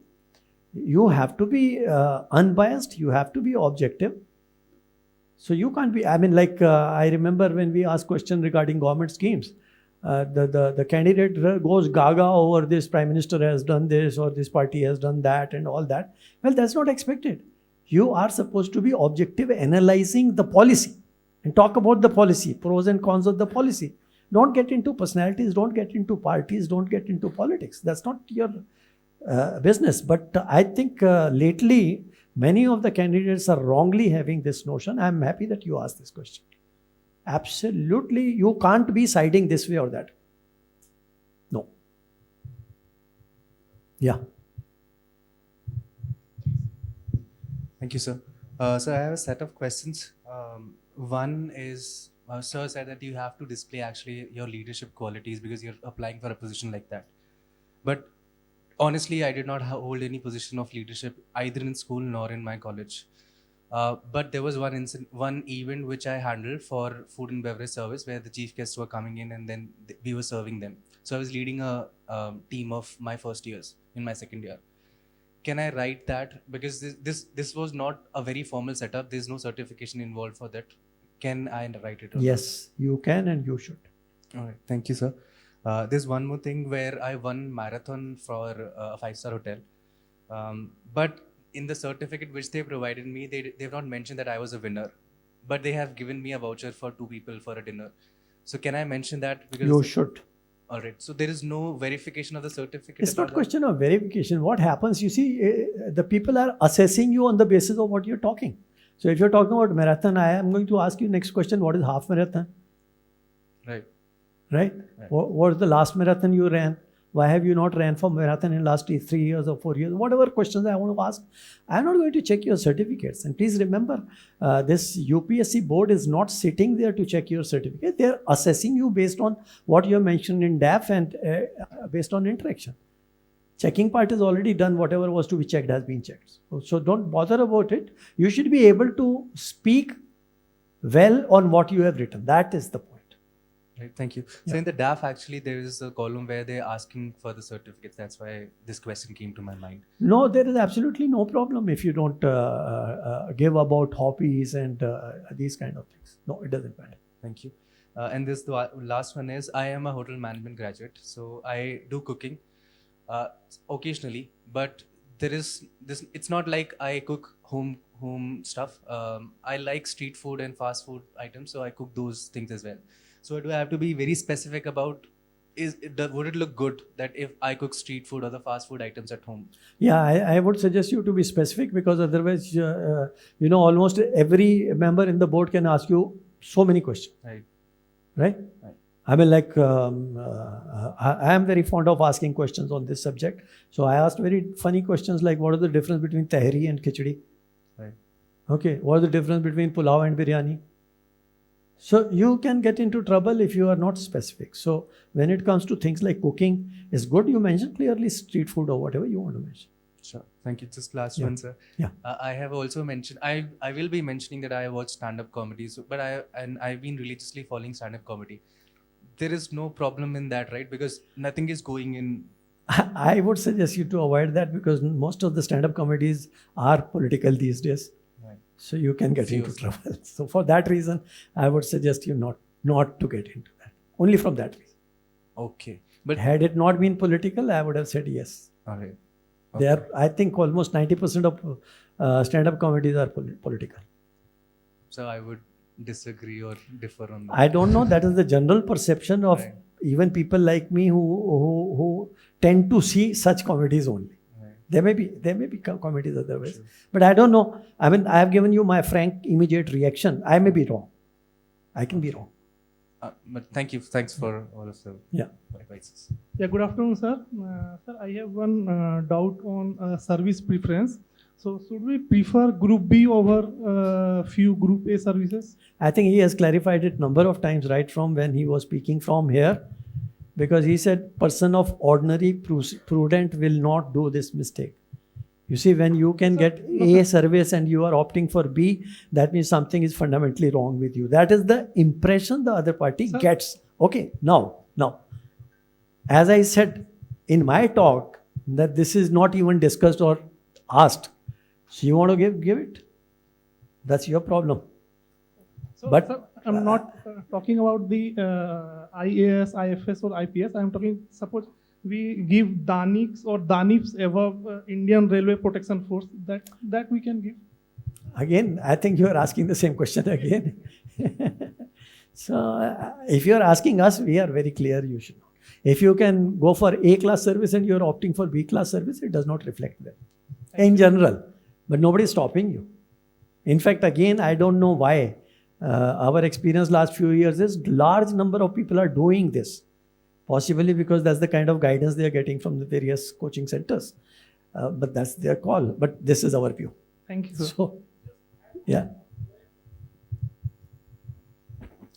Good evening, sir. You see, ladies and gentlemen, please remember that bureaucracy is based on hierarchy. Hierarchy is most important thing. All India services, then you have Group A, Group B, Group C, and Group D. Like if you, after having spend so much more time, energy, and all that. If you still feel that Group B merely ठीक है, then the board might think that he is a Group B type. That is, he is not really inclined to shoulder higher responsibilities. Please remember, he is more comfortable to work in subordinate positions. So that is an adverse view taken by the board. That you must avoid. Number one. Number two is that Danix. Only thing you could say, perhaps, that sir, Danix will give me a chance to stay close to my home and also give me a chance to work in Andamans or whatever. But that is not a strong argument to forego positions in Group A and still higher cadres. So you must appear to be a rational human being, and the choice you make must be a rational choice.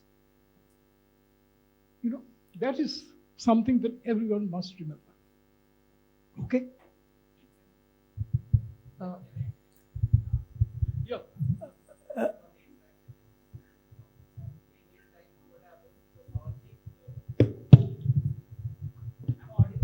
Yes, you are audible. The logic behind this particular idea is that, somehow if you don't get into IS or IPS, you get to work in the field. Okay, so that's why we should choose Danix or Danips. But according to me, it's a sort of myth, because there is an administrator already sitting there in UTs. So what kind of field work are you really expecting in UTs? Or is it like, are you going to be, thirst will be quenched if you are like not in IS, IPS, but still you get to go into Danix or Danips? So that logic, I think that is the logic for some student to choose this particular service above the IRS or something like that, or some good Group A services. Well, my response to this is this, that he is fit to be a Tahsildar. Yeah. A candidate who prefers to be a Tahsildar, Yes. he should rather join state civil service. He could have tried for UP civil service and joined as a Tahsildar. Group B, that too Group B, because in UP civil service, Group A will mean deputy magistrates. So, why do you wish to join a lower cadre? Now, it is an irrational decision. You should tell them clearly, please don't do it. You will invite questions which are uncomfortable in nature, and you will find it hard to answer it. You see, if you press forward, then your understanding of land revenue system, everything will be exposed. Andaman is a different kettle of fish as compared to Pondicherry or Delhi, for that matter. So, please tell candidates to avoid creating a situation which will be adverse for him. That's my advice to you. Okay? You are talking about this thing, hierarchy word was used by sir. So the moment you use the word bureaucracy, hierarchy is the single word which is equivalent to that. My request to all of you is always prepare one single word for whatever is being talked about. For example, if it is entrepreneurship, just remember risk. For example, if it is business, just remember the word profit. For example, vision, just remember the word where to reach. For example, mission, how to reach.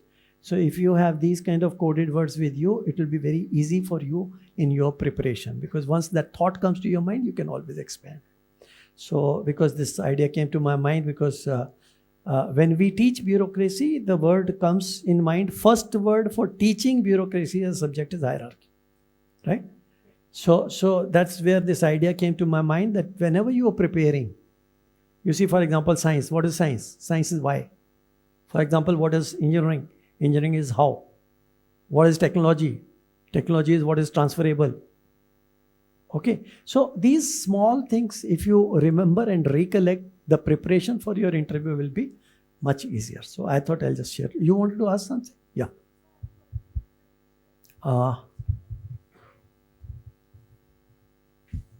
Sir, I am working as a teacher in Madhya Pradesh school, government school. So I wanted to put teaching as my hobby as well.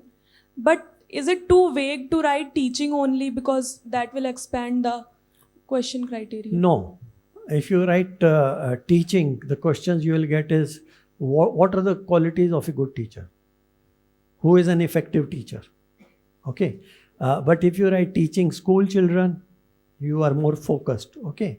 Then the question would come on NEP school education. What are the recent changes brought about? What are your views on that? I would think you should write. Sir, teaching school students like that. Yeah. Further, sir, I wanted to ask that some of my qualifications and achievements are related to teaching only. So should I write that? Because of course it will be too much teaching. Nothing wrong. What is wrong? It will be fine. Obviously. Absolutely nothing wrong. You see, you have to highlight your strengths. What you have done good, whether in the field of teaching or whichever field, why should you not talk about it? In fact, this is a document which drives the interview. That is the beauty of DAF. If you fill up the DAF form properly, correctly, all the questions you are setting for the interviewers to ask you. So if your DAF is heavily loaded in favor of teaching, I think 50% of your interview will go only on teaching. See, for example, I may ask you a question. When was the name of the ministry changed from MHRD to Ministry of Education? I'll ask this question. Okay? Why was the name changed? What is CABE? Now, I'm sure you don't know what is CABE. Now, Central Advisory Board of Education is the highest body in this country. Central Advisory Board of Education is the highest body of education. Residing in Ministry of Education is the highest body in this country. Now, so teaching you're writing and you're getting stuck also. So be careful. If I got in here, a very interesting question you raised. What is teaching? Teaching of subjects? Teaching of this, that, or the other? Yeah. But essentially, teaching means interaction with the youth. So that you can put it. My hobby is interaction with the young people, with the youth. Because if you say teaching, it is subject specific. You cannot teach morals or hygiene only. So say I enjoy interaction with the youth, which is one of the major qualifications required to be a development officer of the government. Okay. Thank you, sir. See, at times our views may be different, okay? So don't I mean, it's your choice to pick up whatever you like. Good afternoon, sir. Sir, is the duration of interview fixed for each candidate? Yes, it is 30 minutes, which practically is 25 minutes. So what happens, every day, there are 6 candidates into 30 minutes. That makes 5 candidates pre-lunch, 5 candidates post-lunch. It is only Monday that the pre-lunch is 4 because of that briefing, 9:30 briefing. Okay. So the Monday, the interview start at 10:30. Other days, interview start at 10, close at 1, start at 2, close at 5, and this is fixed. Thank you, sir. Yeah.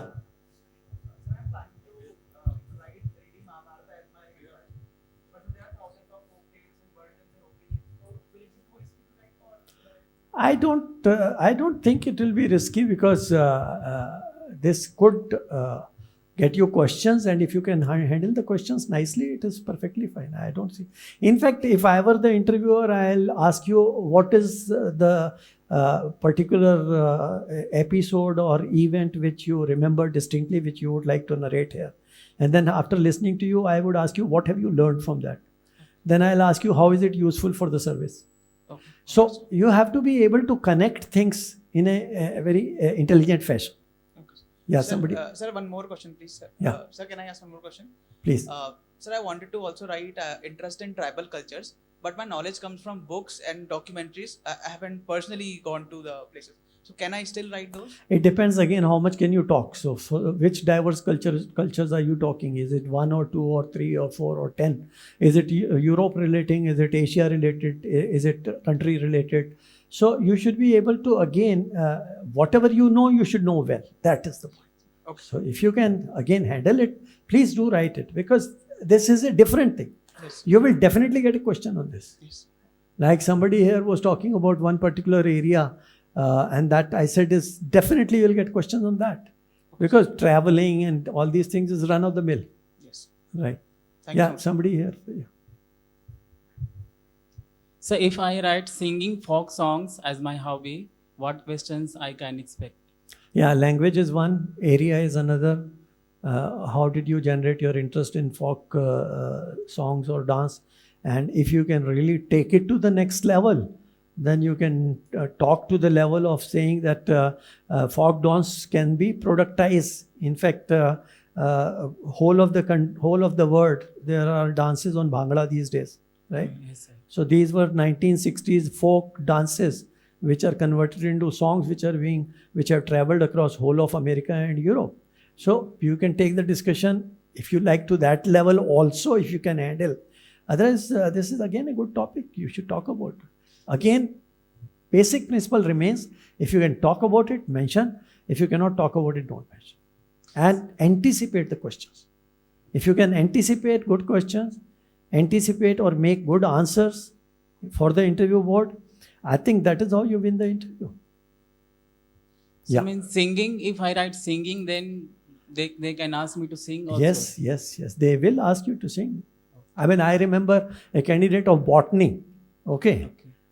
Botany, we don't know ABCD of botany. None of the interview members knows anything. So there was a plant there. I said, what is this plant? Okay. So I used to have a very favorite question. Please stand up. So the candidate stands up. So look all over 360 degree. Have a view. Please sit down. And the candidate sits down. And I said, if you were the occupant of this room, if you are member of UPSC and president of this board, how would you reorganize this room? This has been my favorite question for donkey years. Now somebody who is looking only at the electricity wires coming out, he's talking about. Somebody is talking about only floor. Somebody is talking about toilet. Somebody is talking about rooms. So that means the person has not taken a 360 degree view of the room. So that means you have not listened to my question carefully. So first I asked you the question. First I asked you to look around. Then I asked you the question. Then again I asked you to stand up and have 360 degree view. Then I asked you to sit down and now answer my question. So these are also one kind of questions which look at your presence of mind. So this is just one example. Yeah, sir. Yeah. Yes, sir. My question is related to the hobbies and all, and this also NSS. I led the NSS society, which is a government authorized society. So, sir, under this, I volunteered for 1 year, and then I got promotion and leaded as a coordinator. So I had done so many things for the social contribution, and led so many surveys as well, campaigns, initiatives, which I want to represent there, sir. So, what would be the best way to represent? And like I will get so many questions. So what would be the best way? See, again, I will say you sit down and jot down what all you did. What all would have made impact either to the students or the villagers or wherever you had gone, or to your team, or what kind of initiatives you have taken. So when you sit down and write all these things, you will be able to group them in different headings, that this relates to leadership, this relates to impact creation, this relates to this. So I would think you must use this to your advantage.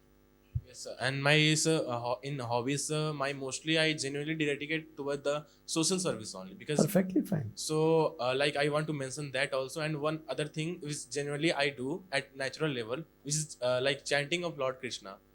I feel is my hobby. So should I mention that or not? I would personally prefer you to avoid religious things if possible. Like Mahabharata, I am not taking as religious.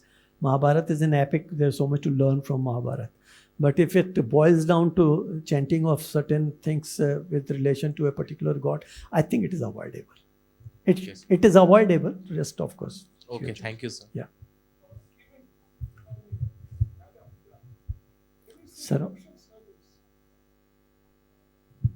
Yeah, when you say social service, the question may be asked, what kind of social service are you really rendering? When you have got to spell out the details and your experience also, whether it has enriched your mind or made you cynical, either of the two. Social service is a broad area. So please look into this aspect. Yes, sir. Like I have visited so many places, slum areas I have visited. I've interacted with so many people's villagers there. I had like so many experience where I felt that these persons are not getting the rights which they have, even though they are not aware of some government schemes. We had delivered a long way to them. We had provided so many helps, aided so many campaigns, I had conducted at personal level and even at the organizational level. So I have all those experience of ground level. If I were you, I would have written a blog on it. While writing the blog, I would have enriched my interview potential to answer the right question. So again, you see, blog takes you to a systematic way of structuring your writing. That is why I use the word blog. You may publish, you may not publish. So when you write the blog, you are narrating the incident, like he said, social service. So you describe what is the social service. Then you get down to the area you worked in, then talk about the areas, this thing, then challenges you face, then what you did. If you're putting things systematically at the time of interview, this will help. That's it. Sir, I want to ask one question from you. Like, sir, I have felt that there is at ground level so much corruption was there, which I had seen at that time. So, which I tried to connect with my district magistrates of that level, but I didn't get, because I was at very small level. I was a student at that time. So, how could I serve for my people at my like citizen level, so that they could uplift their like living way of standard, so that my voice could read the my DM, I could connect to him. See, you are getting into a minefield. Yes. So you have to be very sure of what you are saying. If you say in general terms, it's not going to create a good impression. But if you say, my idea of social service is to help people to get justice. Yes. And I tried. That's all. Whether you succeeded or not, it's a matter of case studies. Case studies are always conducted by impartial groups, not connected with the government. They might as well find you not presenting the matter properly. So therefore, you should be very careful in making a statement like that. Okay? But read about social service. What are the various forms of social service? And in what form you are rendering service to the people? And whether you got satisfaction or you got frustrated. The way you mentioned gives the impression that you got already frustrated in your efforts. So that should not be taken as a sign of a positive bent of mind. Moral of the story is, if you get such difficult situations, please give one-line answer and close it. Don't open Pandora's box for your troubles.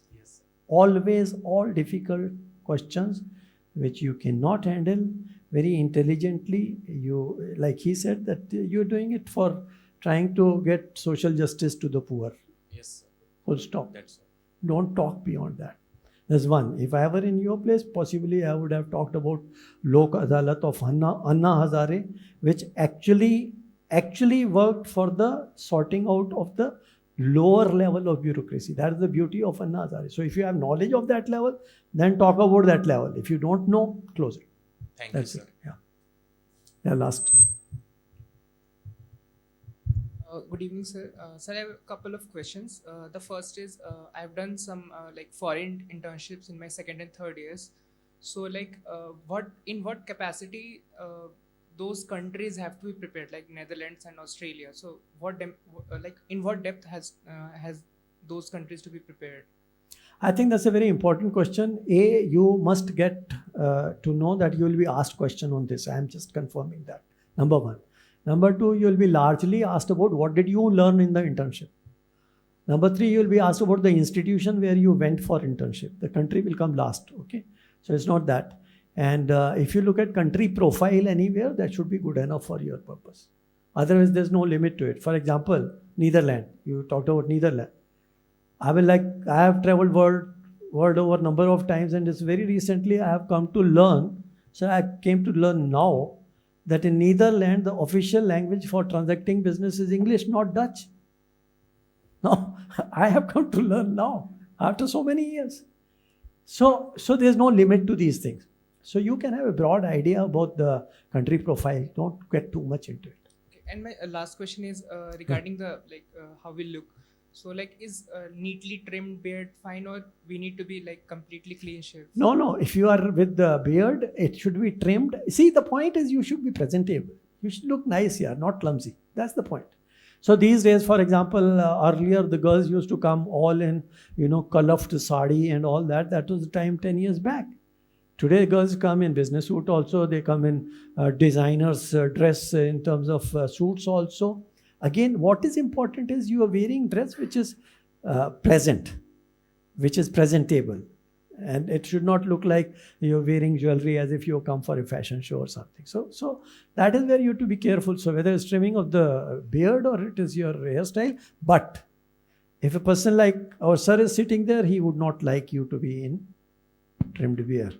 So he would prefer you to be in clean shaved. So if I had the choice, I would go clean shaved because I don't want to risk myself that if any one of the members out of the 5 may not like it. So that is it. Thank you, sir. आजकल आते हैं trimmed beard में, not that people don't come in the interview with trimmed beard.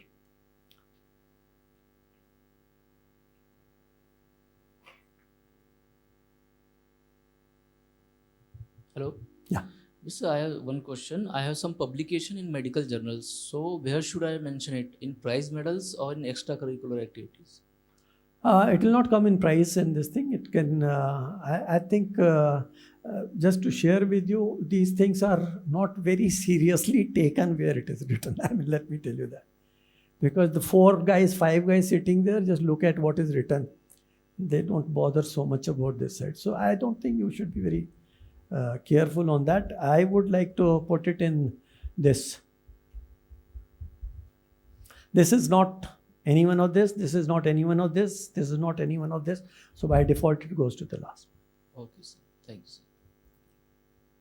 But by and large, I've seen people doing things overlapping in the form and nobody takes it very seriously.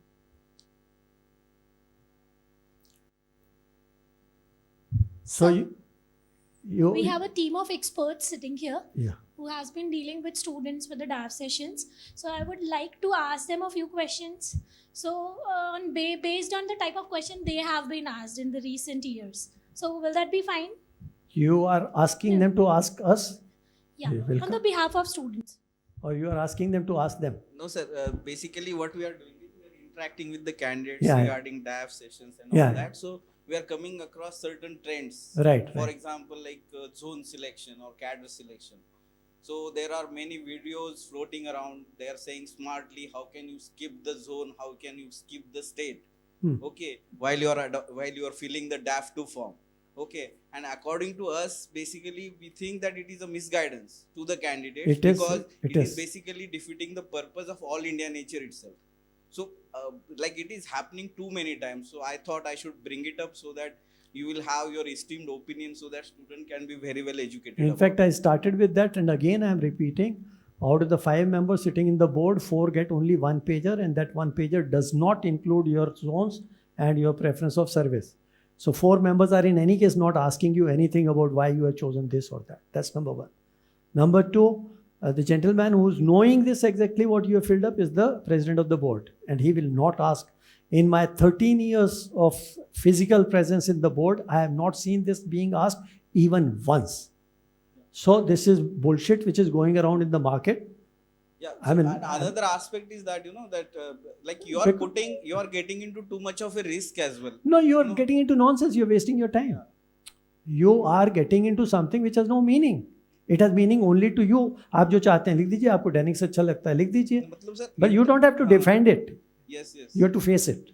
It is interview part, but what I am concerned about is they are putting themselves into lot of risk. What they are saying, if I choose 3 zones, I put in the preferences in those states. Okay, I will be considered for those states only, and if I don't choose 2 zones, then it's fine. But basically that is not happening. As soon as your first cycle is completing, and if later it is blank, your 99 will emerge everywhere. Okay, so basically you are putting yourself into too much of a risk. Now if you are feeling DAF-II, you'll realize this as well.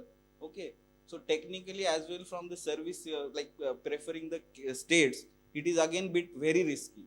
Okay, so please consult before you do these kind of activities while filling the DAF-II. Okay. See, one of my students got selected in IPS, and he was in the top of IPS. He got Tripura or somewhere. No, he was on the top of IRS. Okay, and then he got the worst place in IPS. And then he was telling, "Ki, sir, should I remain in IRS or should I shift to IPS?" And I suggest to have patience. And today he is a Deputy Commissioner of Police in Chennai. He is in Tamil Nadu. So what happens by crossing these things and not opting for, you are closing your gates. So I'm 100% with you, what you're telling. It's foolish not to opt for. You opt for it, don't take it. Or you don't want to go for that service, don't go. Who's stopping you? But why are you upfront closing your doors? To my mind, that's a foolish thing.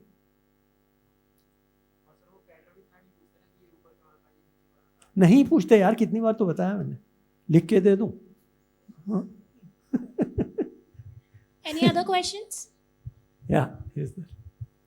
Sir, hobby like watching sports or watching web series. Can we write this? Because Perfectly fine. Because this turns into addiction also, sir.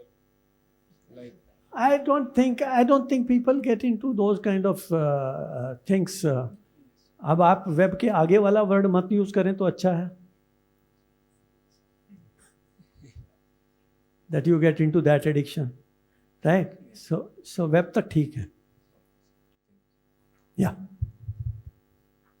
Just one question about services.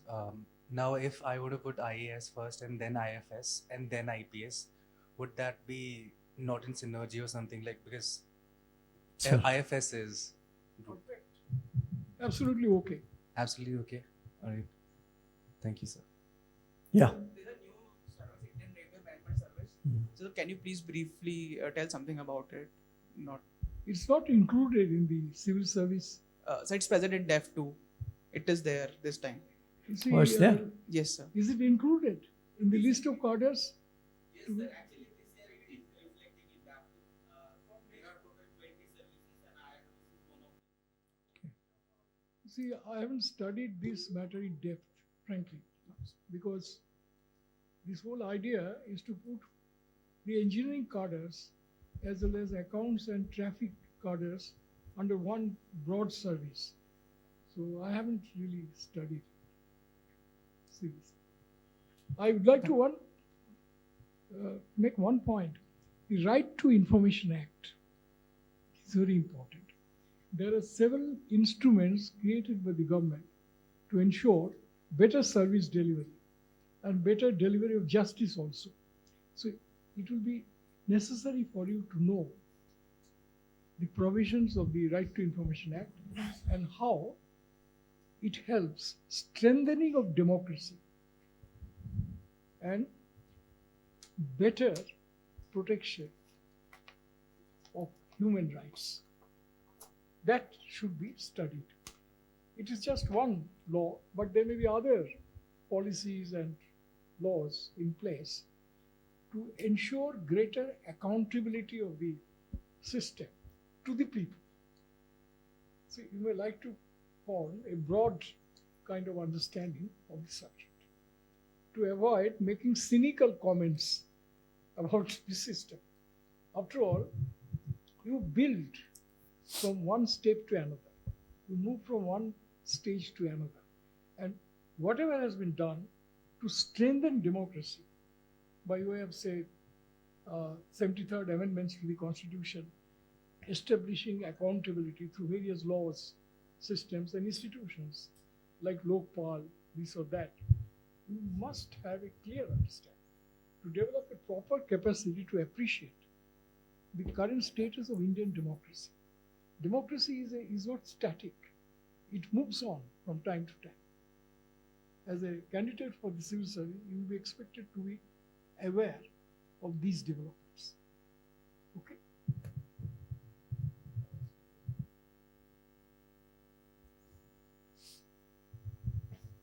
Sir, good afternoon. Good afternoon. Sir, expected questions क्या हो सकते हैं for already someone who is in service but in Group B or Group C in central government?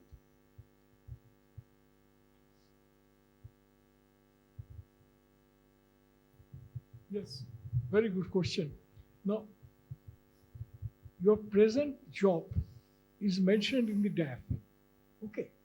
So, first of all, you should have a clear appreciation of the work that you are doing, the laws that you apply, or laws which are relevant, policies which are relevant.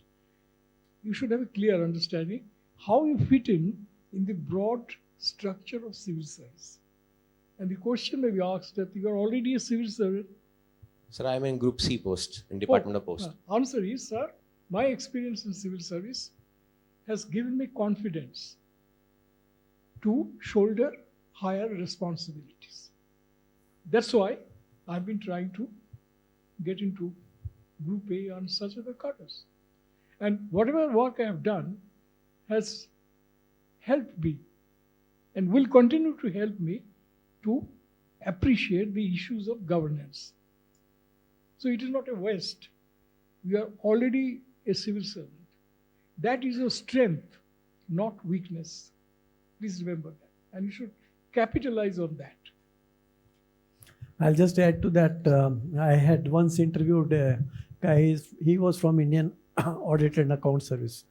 So the first question, like I asked him, that auditor is called to be a, auditor is not a bloodhound.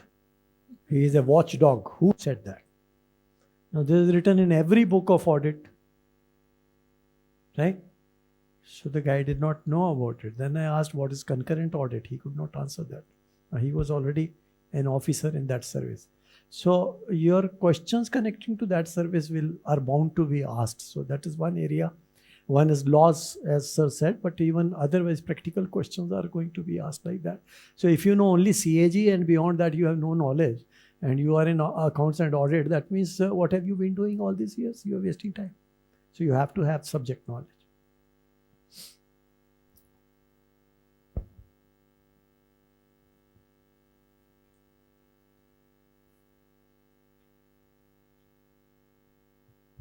Hello, sir.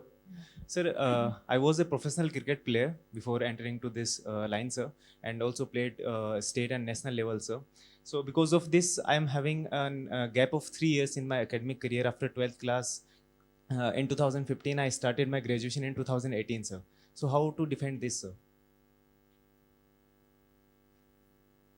You'd like to answer? What game did you play? What game did you play? Sir, cricket, sir. Yeah, okay. So 3 years, what are you doing exactly? I mean, I didn't. Sir, I was a professional cricket player. So playing for multiple clubs and also playing till national levels. So okay, fine. See, my answer to your question is very clear. A, always be truthful. What you did is what you say. You will have no problems in handling it. The moment you start concocting stories, you will get into trouble because the guys sitting on the other side have seen many of you. Yes, sir. So don't invite trouble. And this gap is never looked upon badly. Let me also tell you that. So, it was earlier days, 15, 20, 30 years back, that gap was taken as a very bad or serious thing. Not today. Okay, sir. So one more thing. If they will counter that, like cricket was a different career, and why I am shifting to a different line, like towards the administration, sir. So how to face that, sir? Yeah, again, you are getting into a minefield. You see, first you said that I was a professional player. What do you understand by it? Means I was looking towards making a career in the field, sir. That's not what you said. When you say I was a professional player, that means you are paid to play. That was your profession. Yes, sir. Therefore, you are a professional cricket player. So I was paid for that. Okay. Used to Now, these days, cricket is generally, in my view, cricket is more watched in India than played. I did not see anybody playing cricket in Delhi in the last 5 years. The old tournaments, etc., are gone. Anyway, that's a different thing. Now, the question is, if you say I was a professional player, then you have to tell the details of the club you played, how many seasons, etc. You should have these facts on your fingertips. Second, why did you find it difficult to pursue your studies when you were playing cricket? And why did you begin it? And that means you are trying to change your profession from cricket to something else. Okay. So therefore, please be sure about the facts, because you are making a claim. Unless it is mentioned anywhere, it is not necessary, as Professor Nangia had said. If there's a gap, but gap was bridged, you do well subsequently, and here you are. So you should not feel encumbered or inhibited by the fact of your being a good cricket player. You should make use of it as your strength and mention it in your what you call extracurricular activities column. That should be the approach. So one thing is, I left cricket because of injuries, sir. So Because of? injuries, sir. There was It's a professional hazard. Nothing you can do about it. So if they'll ask me that this means civil service is your second priority, not the first priority, then sir. The answer is no, sir. Cricket cannot be a profession for whole life. Could you play cricket at the age of 50 or 60? No. It cannot be a whole life profession. It is not a career. It's a short-term kind of activity, isn't it? So, but if I'm looking to play for India, then I think it is a career, sir. I was looking for that, sir. ठीक है यार, खत्म हो गया आप. Okay, thank you, sir. See, my advice to you will be that please measure your words carefully and don't say more than what is necessary unless this matter is raised. Please don't volunteer to give information. You will only inviting troubles. Speak less, speak to the point. Don't damage your own cause by speaking too much. Simple, yeah. Sir, can I mention watching YouTube and mobile photography in my hobbies? There's nothing wrong, provided again you are able to tell what do you do with it. I mean, how does it help you? See, whatever you are spending time. So obviously next question will be how many YouTube things you see every day, or what do you see? These are natural questions. So if I get a feeling that you waste your time in useless things, it's a poor impression. If I get an impression that you see useful things, you're seeing YouTube because it helps you to learn cooking, for example, or whatever, perfectly fine. So whatever you say should have meaning. Otherwise, incomplete जो statement आप दे रहे हो उसका कोई मतलब नहीं. See, one general point. Why is this column, hobbies, extracurricular activities, there at all? The idea to see whether you have the potential to develop a well-rounded personality, to develop into a generalist. Please remember, that's important. Civil service is generalist in character. Interest in wide range of subjects. Ability to appreciate problems as varied as, say, insurgency in Nagaland and, say, shortage of fuel in some parts of the country.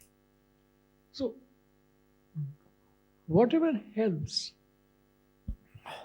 the board to create that favorable impression about you is important to be mentioned. Not something that may put you in the general category of people suffering from what is called mobile mania. Then you are in one group. There are millions of such people who do this kind of thing. That doesn't cut you above the rest. So whatever you mention must give the impression that you have the potential, despite your, say, technical education or whatever, to become a generalist. You see, and that is important, and that's the biggest challenge before Indian administration. Take, for instance, you must have read a few days back, 6 groups of Assam, where I had worked, they are staging a dharna demanding inclusion in the list of scheduled tribes. They are presently in the OBC category.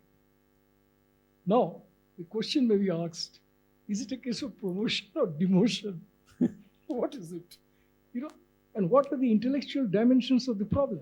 You might be an engineer, but you will be expected to, if you are posted in Home Ministry, to give a serious thought to this problem and suggest measures to develop a policy in this regard. What are the implications? So therefore, whatever you put in your hobbies column must be calculated, must be well enough to create an impression in the minds of the board that this gentleman is interested in a wide range of subjects. And that means you have the potential to be a civil servant. Every civil servant has to be generalist. Please remember. at some stage or the other, if you're an Indian Audit and Account Service, you will be auditing the accounts of Atomic Energy Commission as well as University Grants Commission. That's your strength. And please put whatever is important to help the board to draw such a favorable opinion about you is important. Rest is not important. Okay? Sir, what are the expected questions if I mention mobile photography? Obviously, next question will be how much time do you spend? What do you see? See, this is how the questions will be generated, which is obvious. That is where more specific you are, more relevant and useful what you have stated is saving your time, saving the time of the other person. And if you this question, how does it put you above the rest of the community? Yeah. That you take mobile photographs, fine. How is it? What's so great about it? If I am the board, I will ask you. Yes, so that's the same question I am also getting. That how I have to present that I do something distinctive from taking normal photos. Because I would not have the liberty to show the pictures there. You are asking or you are telling? You see, let me tell you, if you put blank in that portion, that shows your mind is free from any impressions. You can acquire knowledge later. That's great.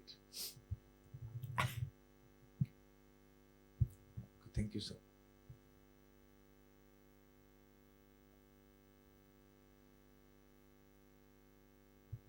Hello, sir. Sir, actually, I have only a bachelor degree. I do have only, and didn't pursue any master degree in any course. Even though my degree of bachelor is from humanities subject, and I had done it from the Delhi University only, Hansraj College. And in 12th, I have science stream. So, sir, will it affect my marks and all? Not at all. No. Not at all. Not, sir. No, any kind of courses. And you are very lucky that you are plain simple graduate and you are going for this because age is on your side. Okay, thank you. Those who have done IIT plus IIM plus service, Yes, sir. they'll never become cabinet secretary. You can. That's why I was feeling very inferior from them. You should feel very superior. Thank you, sir. Thank you, sir. You are at an advantage, not a disadvantage.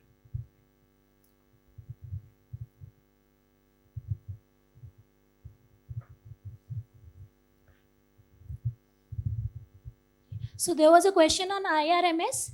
I would like to ask one of our expert to answer the question. So basically, I think there is some confusion regarding IRMS because of the recent notification on PIB, I think, for next year. Okay, that how the IRMS examination will be piggybacked on the civil service examination from next year. Okay, so please don't focus on that particular notification. If it is in your Daf-II, please understand that IRMS includes 3 services: Indian Railway Traffic Service, Indian Railway Personnel Service, and Indian Railway Account Services. Okay. Now it is the headache of the particular ministry and DOPT that how they are going to allocate to you particular group A service. Okay. And what kind of criteria they might use. Okay. But definitely you can choose it above because most probably you people will be the last ones to get into this particular service. Okay. Afterwards, it is going to be very technical service. That is what is implied with the recent notification on PIB. Okay. So still traffic service, personnel service, they are very great services, okay, to work in with respect to the development of railways and infrastructure. So definitely you can prefer it above. Okay. So that would be our suggestion.